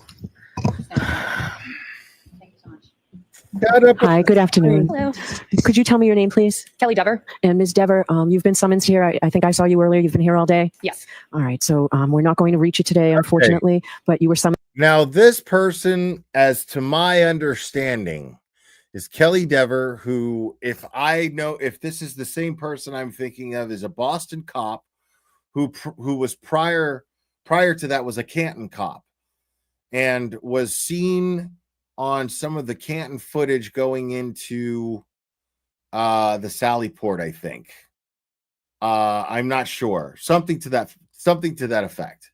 I'm not sure exactly. I know Turtle Boy did a story on her a while back. And the defense is calling her up. So I find this to be pretty juicy. This is going to be fun. Because yeah. Fun stuff. Your summons to be here? Yes. All right. So that summons is still good until we reach you. So you're going to have to come back Monday morning, okay? Yes, ma'am. Do you agree to do so? Yes, ma'am. Okay. Thank you very much. We'll see you Monday morning. Be here before 9, okay? Will do. All right. Thank you very much. Thank you, Your Honor. Go ahead, Mr. Alessi. Oh, she's seen it. That was a big compliment, Your Honor. Thank you. Good afternoon, sir. Would you please state your name and spell your last name? Jonathan Diamandis, Diamandis. You've also been here all day. Yes. Sorry for making you wait. No problem. Do you know former State Trooper Michael Proctor? I do. How do you know him? I've known him since middle school, probably the 6th grade. Grew up with him, essentially? Grew up with him, been friends for 30 years. Okay, and if you just keep your voice up, Sure. Yeah. I'm sure other people can hear you, but... Now, David Unetti, as you all know, is the cerebral ninja. So can we turn off the fans and the air conditioning? Are they all off? Yeah, we're just going to do that, sir, so that we can get through this a little bit. Absolutely, sure. Much better, thank you. So you said you've known him since... Now, this dude is one of the dudes in the text thread with Michael Proctor, which is why I went over that motion before this started. So now they're voideering him because he's the defense's witness, which, I mean, let's just call it what it is. That's why he's getting voideered, because Bev doesn't voideer prosecution witnesses. She just voideers defense witnesses. Since middle school, elementary school? Yes. Graduate high school with him? Yes. And are you friends after high school as well? Yes. Do you have his cell phone number in your phone? I do. Have you texted with him over the years? I have. In fact, were you on a group text chain with him that lasted a number of years? Yes.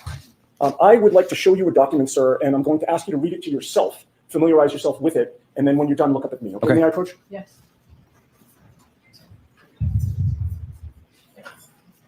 Would you like us to mark for identification first, Your Honor? Yes.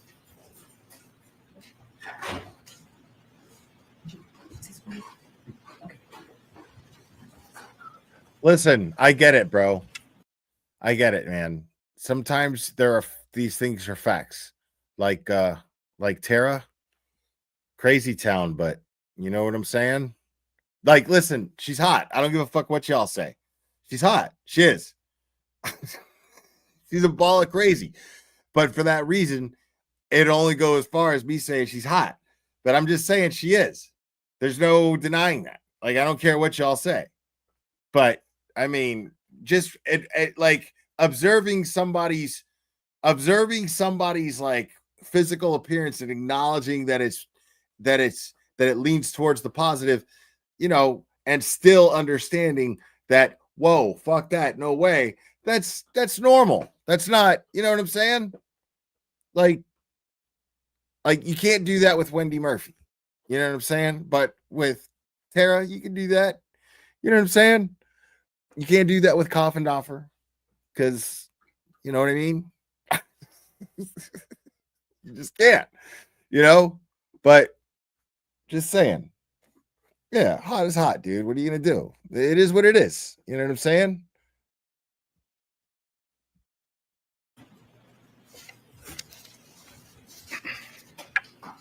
And for identification. No, do that. Thank you.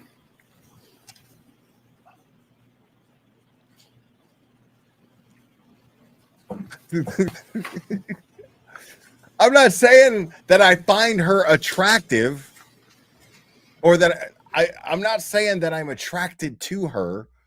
I am the furthest thing from that. What I'm saying is that she is an attractive looking person. I'm just acknowledging that fact that she is an attractive looking person. That's all.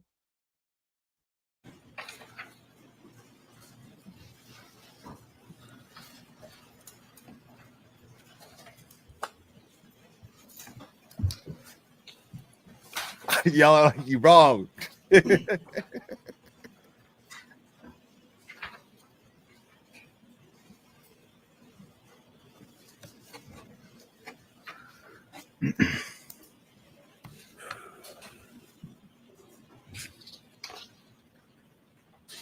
Look, dude, she's got that middle-aged redhead shit going on, dude. Like it or not, it's true. That's all I'm saying.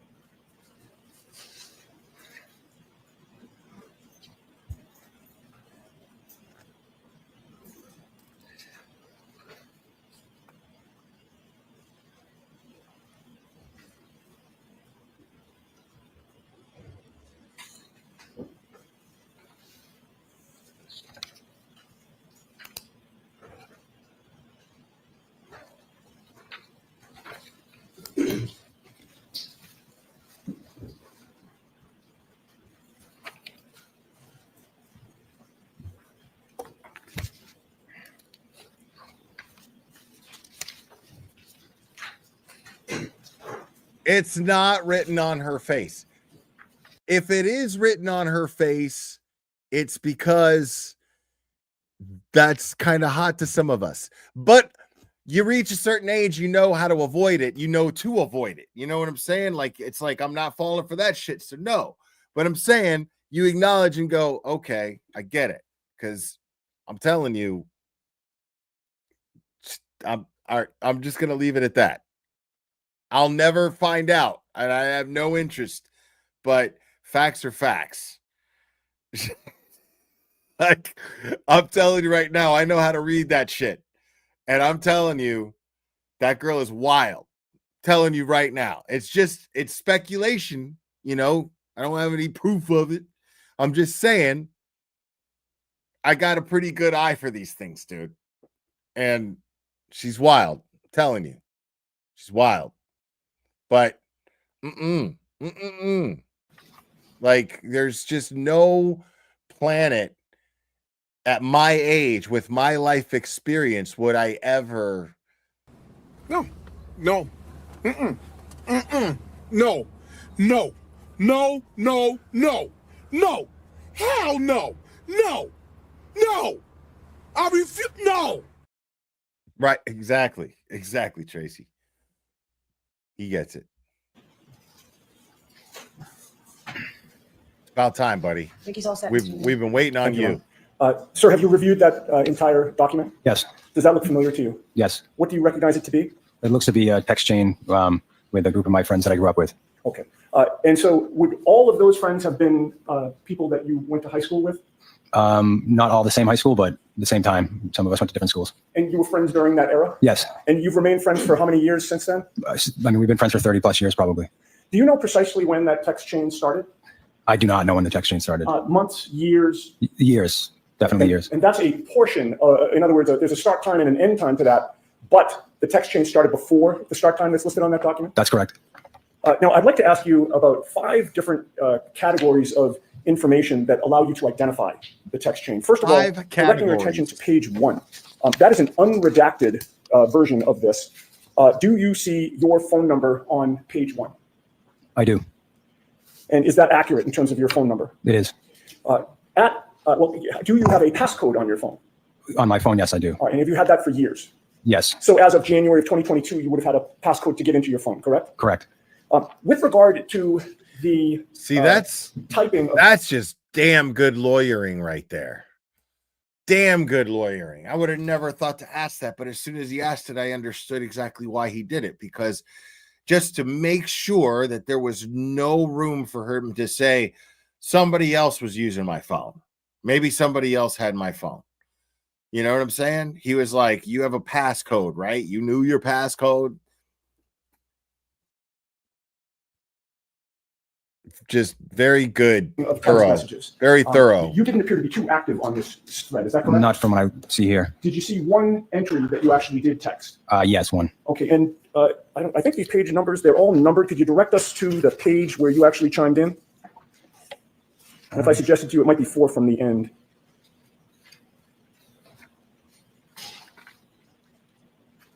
And you don't have to read the actual text, sir. I just want to... Sure, I'm just trying to locate it. Yes, I see it. Okay, and the time of that, date and time of that text as it's reflected on this document? February 2nd, 2022, 12:38 p.m. Okay, and what you typed... Oh, I'm sorry. It's for the record, it's on page... Yeah, Natty, dude. I love him, bro. He's always just fucking straight up. For the record, reading what is typed there, does that sound consistent with something you might chime in a text message, a text chain of this sort? I mean, it could be. I have no memory of actually typing it, but sure, that's not something. I mean, it could have been something that I would say. Yeah. At the very last line of that text, do you mention somebody's nickname? Yes. And what nickname is that? Chip. And whom do you know as Chip? Michael Proctor. Now, going back to the first page, there are a number of other phone numbers there. Have you checked your phone prior to taking the stand today to match those phone numbers with other friends of yours? Yes. And if you could, and hopefully you remember them all, can you list by first name only your friends who are included in this text chain? Sure. Yeah. So let's not, if he recognizes, I don't want to put names out. Oh, I don't either, Judge. That's why I was saying first names. But if that's sufficient that he recognizes. Why don't you refer to the last 2 digits in the phone? Sure. Is that acceptable, Mr. Brennan? It is. Okay. Okay. You see, I'll list the last 2 digits of the phone numbers that don't have a name associated with them. Okay? Okay. If I may just have a moment. Yes.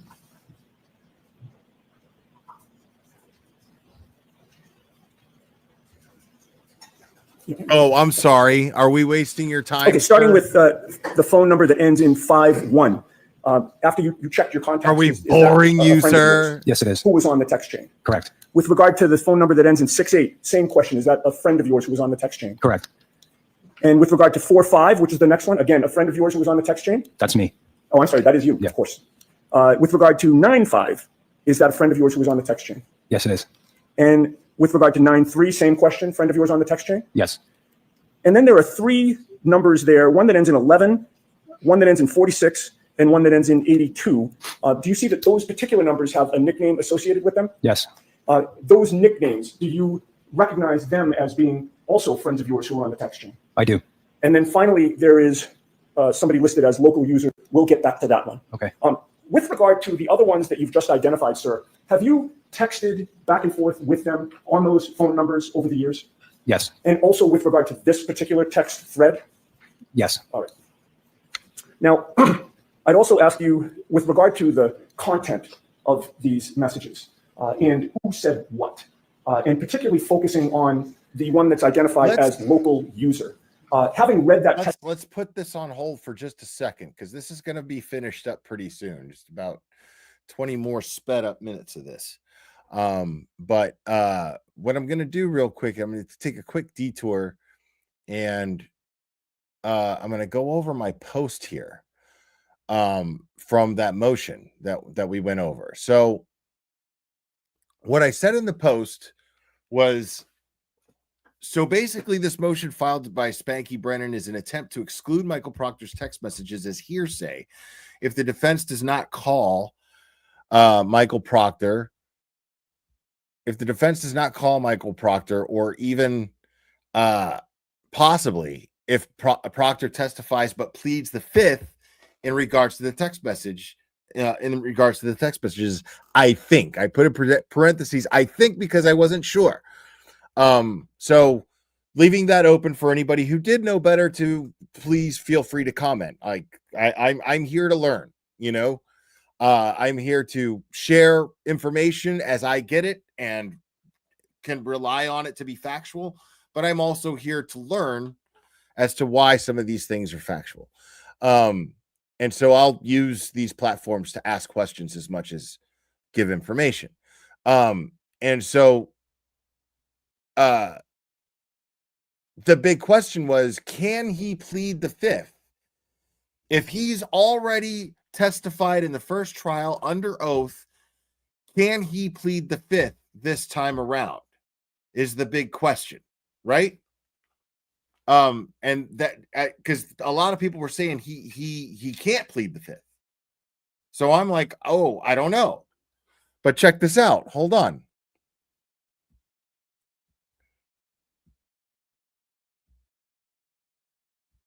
So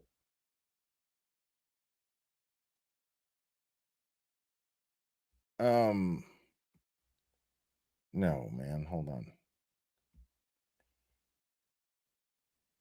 So I know that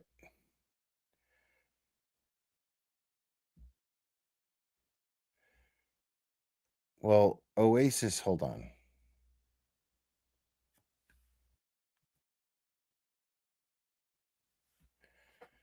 All right. So she just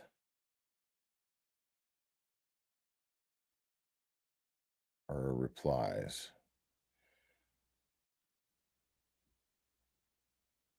All right, so this is what I want to go over. So this is Linda Kenny Baden, who is on Justice Serve TV. She's absolutely fantastic.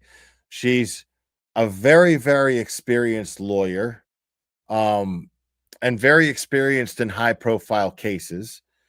She has worked on the team of Casey Anthony. She has represented Phil Spector, or prosecuted. She represented him, and I think Alan Jackson prosecuted that. If I don't, I might be getting all of these names and stuff confused, but she is a very, very, I already got it. This is what I was looking for, Oasis. I got it. So this is her take on, and yeah, if you're not subscribed to Justice Serve TV, you're really missing out, because you're getting really, really credible insight, you know, like it's invaluable, you know. I'd say they're some of the most qualified law tubers to talk about these high profile cases, since they have such experience with high profile cases. So now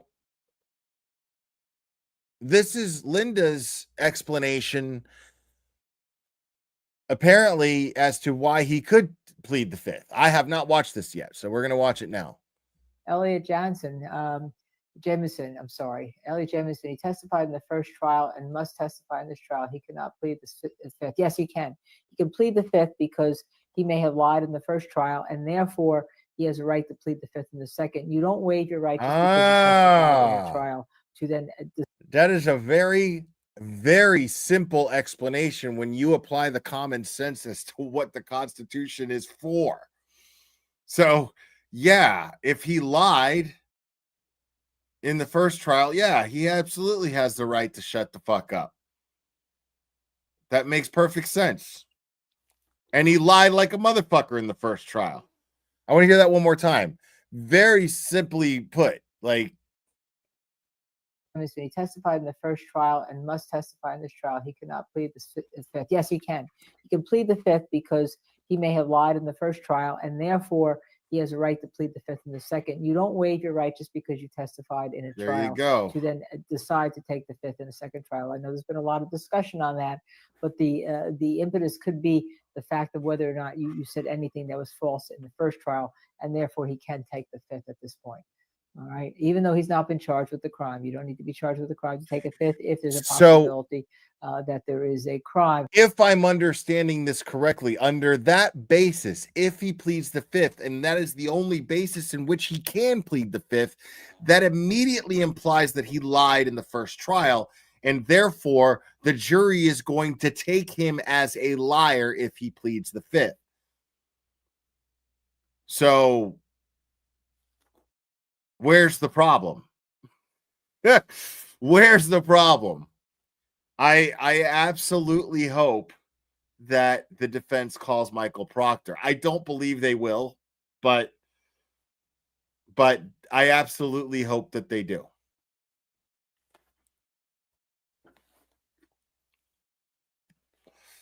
I mean, that's the thing. He's trapped. In theory, he's trapped. If what Linda's saying is correct, and I have no reason to believe that it wouldn't be, but if what she's saying is correct, well, then in theory, that traps Michael Proctor. Either he lies some more, he sits on the stand, tries to lie some more, or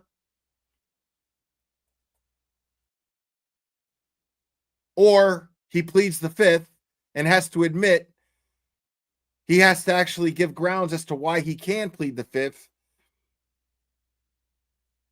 Betterow says the opposite. That's interesting.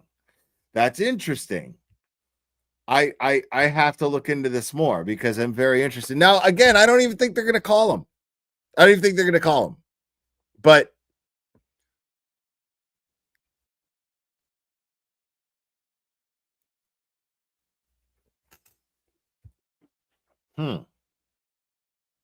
let me see what Oasis was saying, because Oasis Cat is a mod for them too. Claire, you are correct. Alan Jackson was the prosecutor. Linda. Oh, okay, about that. Linda Kinnabaden was the lead defense attorney, California versus Specter, and it was a hung jury. So Linda won. Linda beat Jackson in court, y'all. That's wild, man. This is the wildest fucking case I have ever fucking had any part of, dude. Absolutely crazy. And it's the closest I've ever been to any other case. Crazy. Fucking crazy. Now,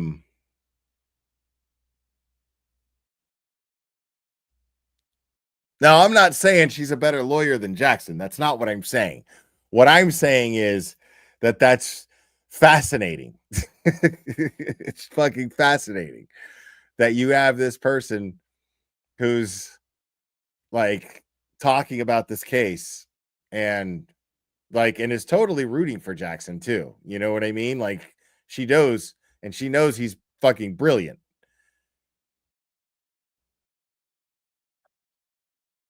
So let's see what she says here, because this is not even it's almost over. Have committed. Yeah, that's it. Yeah, that's it. That's it. All right. So let's finish this up real quick. Yeah, man. Yeah, they're homies. Jackson and Linda are homies. Were you able to determine who local user is? Yes. And who is that? Michael Proctor. And was that by the content of the messages that Michael Proctor typed that you recognized it? Yes. And with regard to whether this is a complete, accurate record of what it purports to be, what is your testimony in that regard? I believe this to be a record of our text chain for this period of time. Appears to be accurate and complete. It does. If I may have a moment, Your Honor. Okay.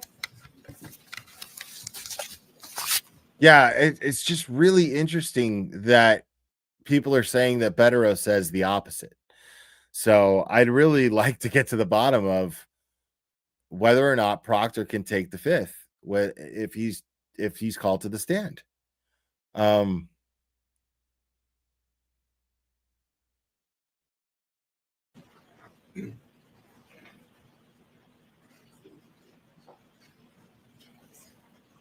Just one more question, please, sir. Does the text message chain that you read fairly and accurately represent the circumstances of the conversation that was going on? Yes. Mr. Brennan? Good morning. Good afternoon. Do you have an independent memory of any of the text conversations in the package that you reviewed? I do not have a memory of this happening. Thank you. All right, so sir, I'm going to ask you to, you're all set. I'm going to ask you to step down. Okay, thank you. So, unfortunately, this witness was not reached by the jury today. I would like him recognized as well. He has counsel here with him, right? Does he have counsel here with him? All right, sir, you'll make sure your client is here when we need him? I will do so, Your Honor. All right, thank you. now some of you guys are thinking, why does an innocent guy, just a witness, have a lawyer with him? If you have the means, have your fucking lawyer with you, dude, in situations like that. Doesn't matter if you got nothing to hide, nothing, dude. Just fucking have your lawyer with you, dude. That's what they're for. If you have the means to have counsel with you in a situation like that, fucking do it. Fucking do it. That's what they're for. You know what I mean? So, but at the same time, the dude's testimony was fucking shady as hell. I mean, I don't remember. That's it. Case closed, right? That's his whole strategy, right? Sir, do you have any memory of any of these things? Nope, no memory at all. What? Okay. Shit. So basically, dude's lawyer said, say you don't remember. I mean, that's what that screams, right? Common sense dictates that. So again, like I said, if you have the means, let me put it to you this way. Under any circumstance whatsoever, if you have the means, have an attorney with you in a situation like that. Even if you don't have anything to hide, right? But if you have the means, make sure to have an attorney with you in a situation like that, especially if you got something to fucking hide. Especially if you got something to hide. So, dude, having a lawyer here, and then you add that to how he testified just now in this voir dire, it's like, yeah, I'm thinking that he's leaning towards the latter in those two scenarios. That's all I'm saying. It's an opinion. It's an opinion. Campbell, the office is in Boston. And I'll take you with Mr. Campbell in terms of an appropriate time of day. He's been very helpful. All right. So, sir, you can leave. Okay, thank you. All right, and thank you, Mr. Campbell. We'll see you. We'll let you know when we need you back. It's probably going to be Monday first thing. Understood. Thank you. So Roger, step for me down.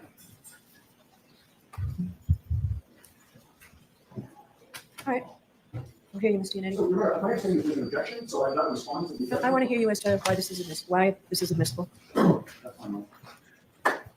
Wow. It's admissible because she has a right to a defense. It's really that simple, but okay.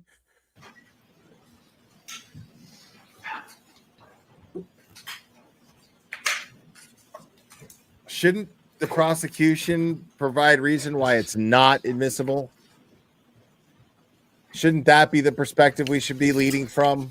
So, Your Honor, with regard, I assume we're just dealing with authenticity at this point? No, we're dealing with both. You're the proponent of the testimony, so let's deal with both. Okay. All right. So regarding authenticity, Your Honor, there are several ways that are either independent or connected with each other by which or through which a party can authenticate text messages. The majority of the case law out there are defendants having appealed judges' decisions to admit text messages offered by the Commonwealth, and the majority of the case law that exists affirm judges' allowance of text messages into evidence. The Commonwealth filed a memorandum in opposition to these text messages being admitted, and not one of the cases cited by the Commonwealth apply here or are appropriate. The case of Commonwealth versus Purdy, in that case, the Commonwealth introduced text messages from computers seized at a massage parlor. The defendant objected that there was no evidence that he had authored any of the, these actually were emails, not text messages, any of the emails that were admitted into evidence. Nobody saw him do it. Nobody saw him type it, and nobody discussed any of the emails with him. But the SJC cited a longstanding rule, including Rule of Evidence 901B1, for evidence may be authenticated by direct or circumstantial evidence. And the circumstantial evidence is essentially what we covered here in court today: the appearance of the electronic communications, the content, the substance, internal patterns, or other distinctive characteristics. Commonwealth versus Welch. It was a murder case where a boyfriend killed his girlfriend, was charged with killing his girlfriend, was convicted. The Commonwealth sought to introduce text messages between them, and various text messages from the victim's cell phone were admitted into evidence because, for one reason, they referenced the defendant's distinctive nickname. And in this case, we have a text chain with 3 nicknames, all of whom the witness recognized as being his friends. We have more to authenticate this text chain than in any case I have seen, and also more than in any case the Commonwealth has cited. In this case, we have an identification of every phone number pursuant to the last 2 digits. We have an identification of Michael Proctor's message relating to the contents. Now, this might also be, now I still not sure, but I mean, there's no way to be, but this might just be, because if all David Yannetti is trying to do here right now is get these text threads authenticated, meaning authenticated in the eyes of the jury, right? If that's all he's trying to do, then maybe he's just trying to build this tool up to be more effective. Use that authentication as a tool, as an effective tool against Michael Proctor in direct examination. Maybe, but I don't know. That's a lot, but it's quite strategic. So if he calls all of these witnesses to the stand and they go, yeah, I mean, that's my phone number. Yep, I recognize those phone numbers. Right. I don't remember sending the messages though. But if they authenticate the threads in the jury's eyes, right? Wouldn't that be a great tool to use against Michael Proctor being on the stand in direct examination?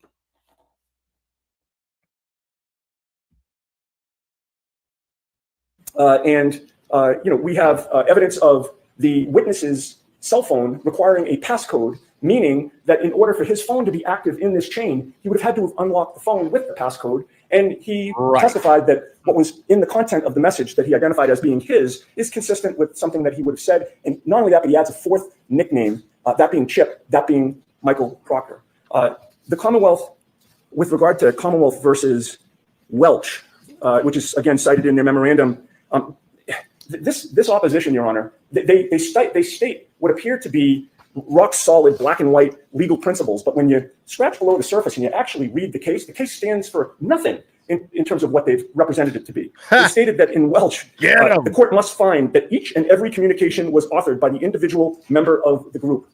That's just plain false. The case doesn't say that at all. It's nowhere in that case. And in fact, the messages were let in, again, because of the circumstances and the content of the messages. Palmer versus Raposa, another case that they cite. The defense sought to call a neighbor to testify that he had seen the victim alive after the defendant had confessed to having shot him, another murder case. The problem was that the neighbor denied making the statement, so the defense wanted to call the neighbor for the sole purpose of impeaching him with his prior statement that he supposedly made to the police and use that statement as substantive evidence. So in that case, the defendant wanted to use an out-of-court statement for its truth. It was rank hearsay. That case had nothing to do with text messages or statements used to show state of mind or electronic communications. But somehow it makes its way into the Commonwealth's memorandum. Commonwealth versus Rajiv R., which is the second to last case that they cite, that dealt with a search warrant done at a juvenile's home. The police officer in that case was... You know what sucks about this? And I know David's on a fucking roll right now, and I hate to fucking pump the brakes on him but like the crazy thing, the most infuriating thing is that David Yannetti right now is spitting fucking fire. right? But the problem is that he's spitting fire, and it's only landing on Beverly Cannoni's ears. Beverly Cannoni's ears are ice cold, man. Like they're already made up. You know what I mean? Her mind's already made up. This shit doesn't fucking matter. It's entertaining the fuck out of us, and it's inspiring the fuck out of us, right? We're like listening to David Yannetti and going, fuck yes, get him, right? But it's falling under deaf ears because the jury's not in that room. They're not hearing any of this shit. Bev's hearing it. And her mind's fucking made up. Let's face it. You know? And there's no telling what she's going to approve, what she's going to deny, you know? And she just makes up the rules. And it's fucking wild, man, seeing her do that.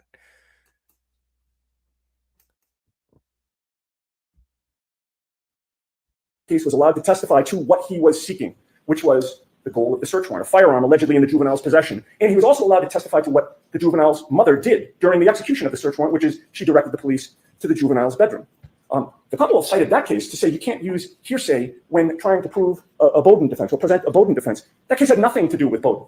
The evidence was admitted to explain what the police were doing in the home. So it's a situation where, there are times when, the police stop somebody on the street, or the police get a search warrant and then they show up at a home. And rather than just have them magically appear at the home with the warrant, the police are allowed to give some circumstances as to how they got there. Nothing to do with Bowden. It's just giving the jury a fuller picture. Yet it was represented to you by the Commonwealth that, geez, this is a Bowden issue and you can't use hearsay to present a Bowden defense. Commonwealth versus Sullivan, exact same situation. Testimony was admitted about DNA on evidence matching the defendant's DNA from a national database. The Commonwealth cites three principles. It's almost like they're setting a standard down that the court is supposed to follow with three factors. But again, none of the three principles that the Commonwealth cites is found in Sullivan at all. They're not even mentioned in the case. They're simply made up and put in a memo to ask this court to do something that the case does not support. And again, it has nothing to do with Bowden. So now we come to the arguments about the fact that the Commonwealth is claiming that these statements are hearsay. They're not. These statements contain insults of my client. I'll be kind and just mention the word. So I read them. Yes. Okay. Well, I mean, Your Honor, if you're going to allow this into evidence, I'll stop talking. Otherwise, I have to make my argument. I understand what you mean by insults. Okay. So I won't even mention Yo, David Yannetti's not fucking around right here, dude. Like, you see this? Like, if you've already made your mind up that you're gonna enter it into evidence, like, if you're already made your mind up, then I'm just gonna fucking stop talking, dude. I'm not even gonna. Why am I bothering up here talking and arguing my case? What's the point? Like, it's beautiful.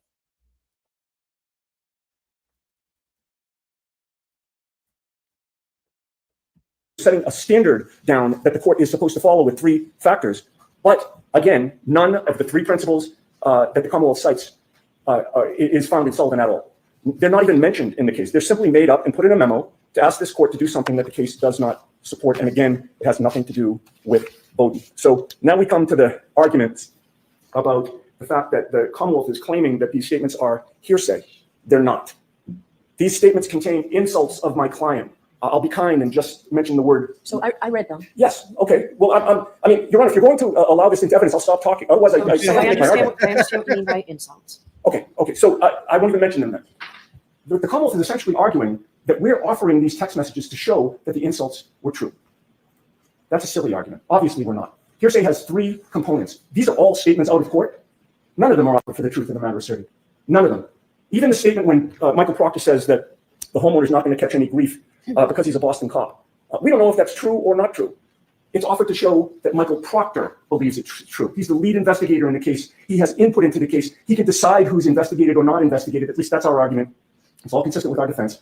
It's offered to show his state of mind. Everything that he says is offered to show his state of mind and to show his bias. He, as the lead investigator, his bias in what he does or doesn't do. And in fact, Mr. Brennan said in sidebar earlier when we started this conversation that exactly that's the issue right there. He's the lead investigator, and it has to show. The idea is to show that it's a major flaw in his investigation. It shows bias. He showed feelings for the subject. He expressed that she should kill herself in those text messages. That shows that he had personal feelings towards her. Hatred, anger, whatever. Pick one out of a fucking hat. Talking about her, her health issues, making fun of them, completely degrading her. That shows bias in the investigation. And that is vital to their defense.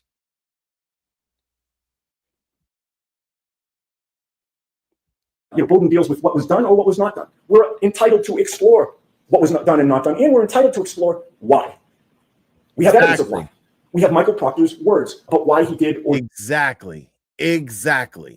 That speaks as to why he conducted such a shitty investigation.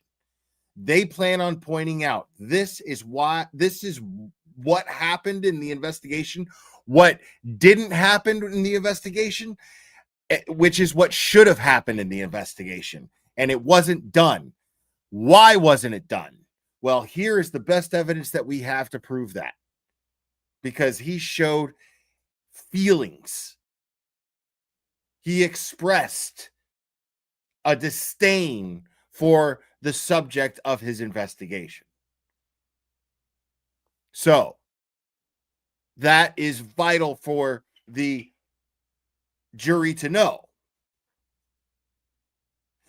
Bev sees the same things that we see. Okay? Judge Beverly Cannoni sees all the same shit that we see. We're talking about a very accomplished defense attorney. She's now a judge. It's safe to assume, or at least hold her to the standard that she knows better than any of us laymen, right? And if us laymen know that Karen Reed is innocent until proven guilty, Karen Reed has every right to a defense. And Karen Reed has every right to have an investigation conducted soundly. She has a right to have the prosecution, her accusers, including the Massachusetts State Police, Canton Police Department, including all of them. She has a right to put them under the burden of proof. It's that simple. So Bev knows all of these things that we know better than we do.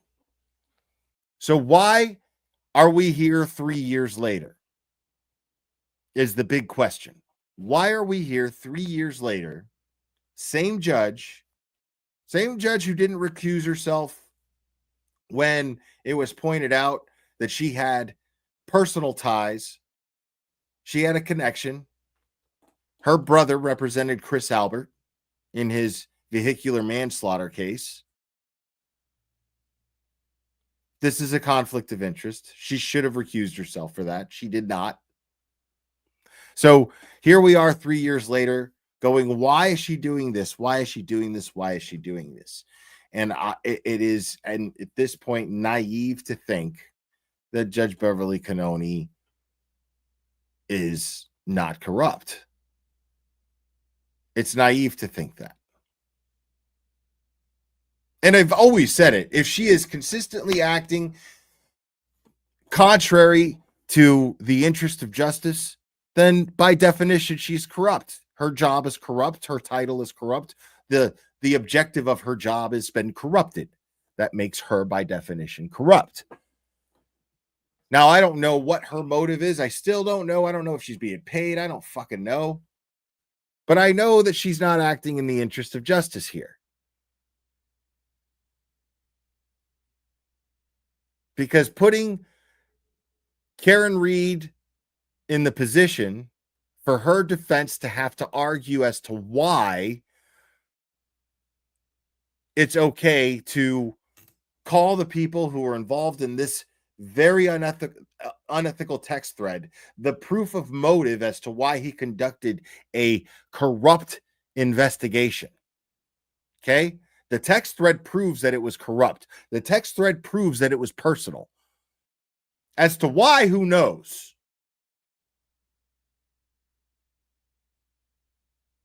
But the text thread proves that it was personal, because he states that he hates her, that he hates David Yannetti, that Karen Reed should just off herself, do everybody a favor or something like that, is what he says. So there's something really, really, really wrong with that.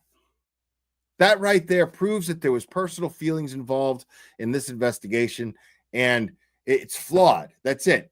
This guy, being the lead investigator, purposely threw this investigation towards her, ignored any other possibilities, failed to interview people, failed to separate people during interviews, told people that the owner of the house was okay because he's a Boston cop.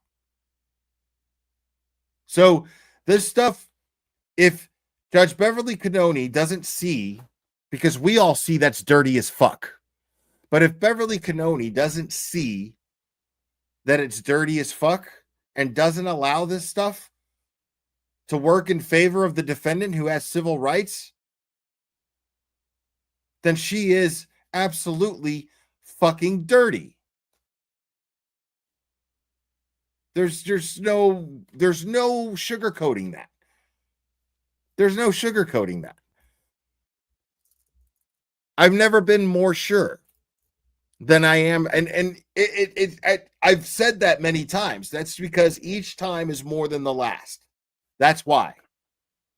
I tweeted that. Somebody said, I've heard you say that before. Yeah, because each time that I say it is more than the last. I have never been more sure of Beverly Cannoni's corruption or involvement with the corruption in Norfolk County than I am now. Because even if she's doing it for her own personal reasons, because she hates Karen Reed and her defense team, right? Even if she's doing this shit for those reasons, it's still corrupt. It's still dirty. It's still part of the corruption of Norfolk County. Why? Because she is a judge in Norfolk County. It's not hard. It's not difficult to understand. It's simple math. I mean, it doesn't take some deep thought to draw that conclusion. If there is clearly evidence that is, this is as exculpatory as evidence gets, is the lead investigator sending texts. And then that's just a drop in the bucket of all the other shit that's like completely and totally like, that's just a drop in the bucket of all the stuff that is exculpatory in this case. But the jury needs to hear this. And it's Bev's decision whether or not the jury does. It's in the interest of justice that the jury hears this and makes up their own mind. It is that simple. It boils down to that simple fact. It is in the interest of justice that the jury hears this evidence and decides for themselves whether or not they can convict Karen Reed knowing these things.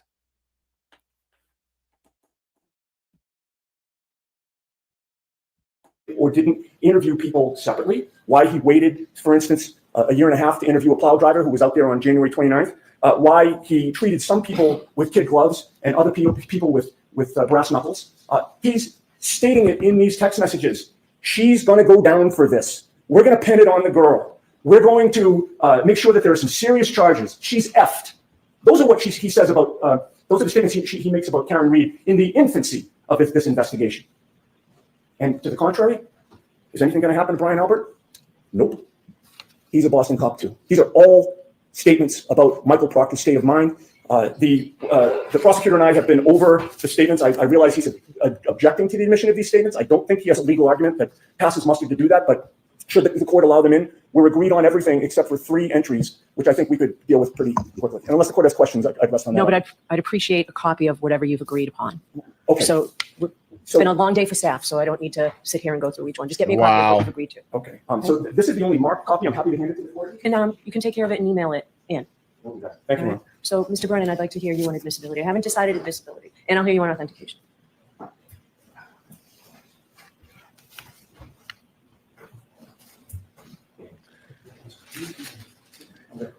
Yeah, but On the first issue of authenticity, hey, shut up for a second. this witness.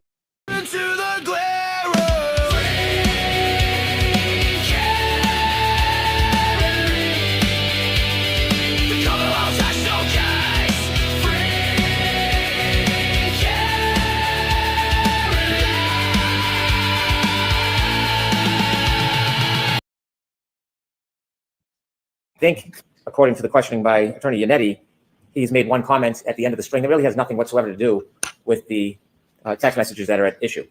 So authenticity, I don't believe this witness reaches that conclusion for them. Regarding admissibility, I do not dispute that in the right context, these text messages are admissible. If there is an investigator in a case that makes derogatory remarks about an accused, I can't say that doesn't go to bias, nor do I reject the idea that it shows an unfairness or a motivation. But really, you need to put that in context, and I think Attorney Yannetti highlighted that. He says that this is not hearsay, it's how he thought, or whether it affected a particular part of the investigation. It may have, it may not have. Even if he denies that it affected his investigation, it's still an appropriate question to ask just because that type of negative commentary, inappropriate commentary was made. But to explore the state of mind and put it in context, you need to ask the person that you're accusing of having the bias. Dude, you are Because so perhaps full of it did affect shit, bro. the bias. Perhaps the person was very biased and made decisions based on that animus. Or perhaps the person made negative comments but had nothing whatsoever to do with the investigation. Well, it he is wasn't surmised to fired say for because bias. these comments were made, He was fired for being unprofessional, but he wasn't fired for the bias. a witness was not investigated, or there was some other amorphous, undefined ill that happened. That's the whole reason why the witness who made the comments should be confronted with the comments they made so the jury can fairly assess, is this relevant, is it material, and what is the value of it? I am not opposed to the admission of bias against a witness, especially a police officer, but it should be against that witness because they need to have the opportunity to admit, deny, define, accept, and explain. By putting these messages in with sidestepping, calling Mr. Proctor, they are trying to gain the advantage of putting information in front of the jury that has no context, suggesting it has a value that has not been defined. And then, as Mr. Yannetti, It has no context. What the fuck are you talking about? Dude, it is incredibly exculpatory. Unbelievably exculpatory. It's got a fucking bow on it as far as exculpatory gifts from God go, bro. Like, what are you talking about? It is the lead investigator texting how much disdain he has for Karen Reed and her attorney. On top of how the lack of his investigation was conducted, the lack of things that he did in order to conduct a sound investigation, where we know that he knows better if we look at his arrest or his warrant request for Brian Walsh. We know that he knows better. We know he's actually a skilled investigator, that he is not just incompetent. So it is very, very, very, very exculpatory, this evidence. And it is blatantly exculpatory. Again, there is no way that the judge, knowing all of this evidence for 3 fucking years, she knows it by heart by now. There's no way that she can sit here ethically and act like that should not be included into evidence. That those witnesses should not be put to the stand to testify. There's no ethical reason why Judge Beverly Cannoni should not allow this exculpatory evidence in. It is ultimate exculpatory evidence. Yannetti just did, making an argument that because the comment was merely made, that therefore there was a consequence, and specify a consequence where there's no factual basis to conclude. Because he made a derogatory comment, he didn't investigate or speak to a plow driver for 1.5 years. That defeats the purpose of defining the value for which this is being admitted. I do have some issue that it's really not under the context of voting, because this doesn't have to do with the adequacy of a police investigation. It has to do with bias. And that purely is the state of mind of the person who made the comment. I would not get in the way of confronting the witness about their bias if they were called to the stand. But to put it in this way invites speculation, it invites manipulation, and it invites a party on either side to portray this in a way that is not factually viable. It will be distracting, confusing to the jury, and it could be unfair for either side because it will lead to again, bro. It will lead to unfair for either side. Dude, listen, shut the fuck up, dude. Nobody gives a fuck about a fair trial for the prosecutor. You're not entitled to a fair trial, bro. Like when you put it like that, no. Karen Reed, her rights, her civil rights simply dictate that she is presumed innocent. That means that everything that you bring to the table has to be out of respect for that, has to be working around that. Simple. That is how you ethically prosecute someone. Everything that you do needs to be in pursuit of the truth. And when you are trying to hide the truth, you are not acting in the interest of justice.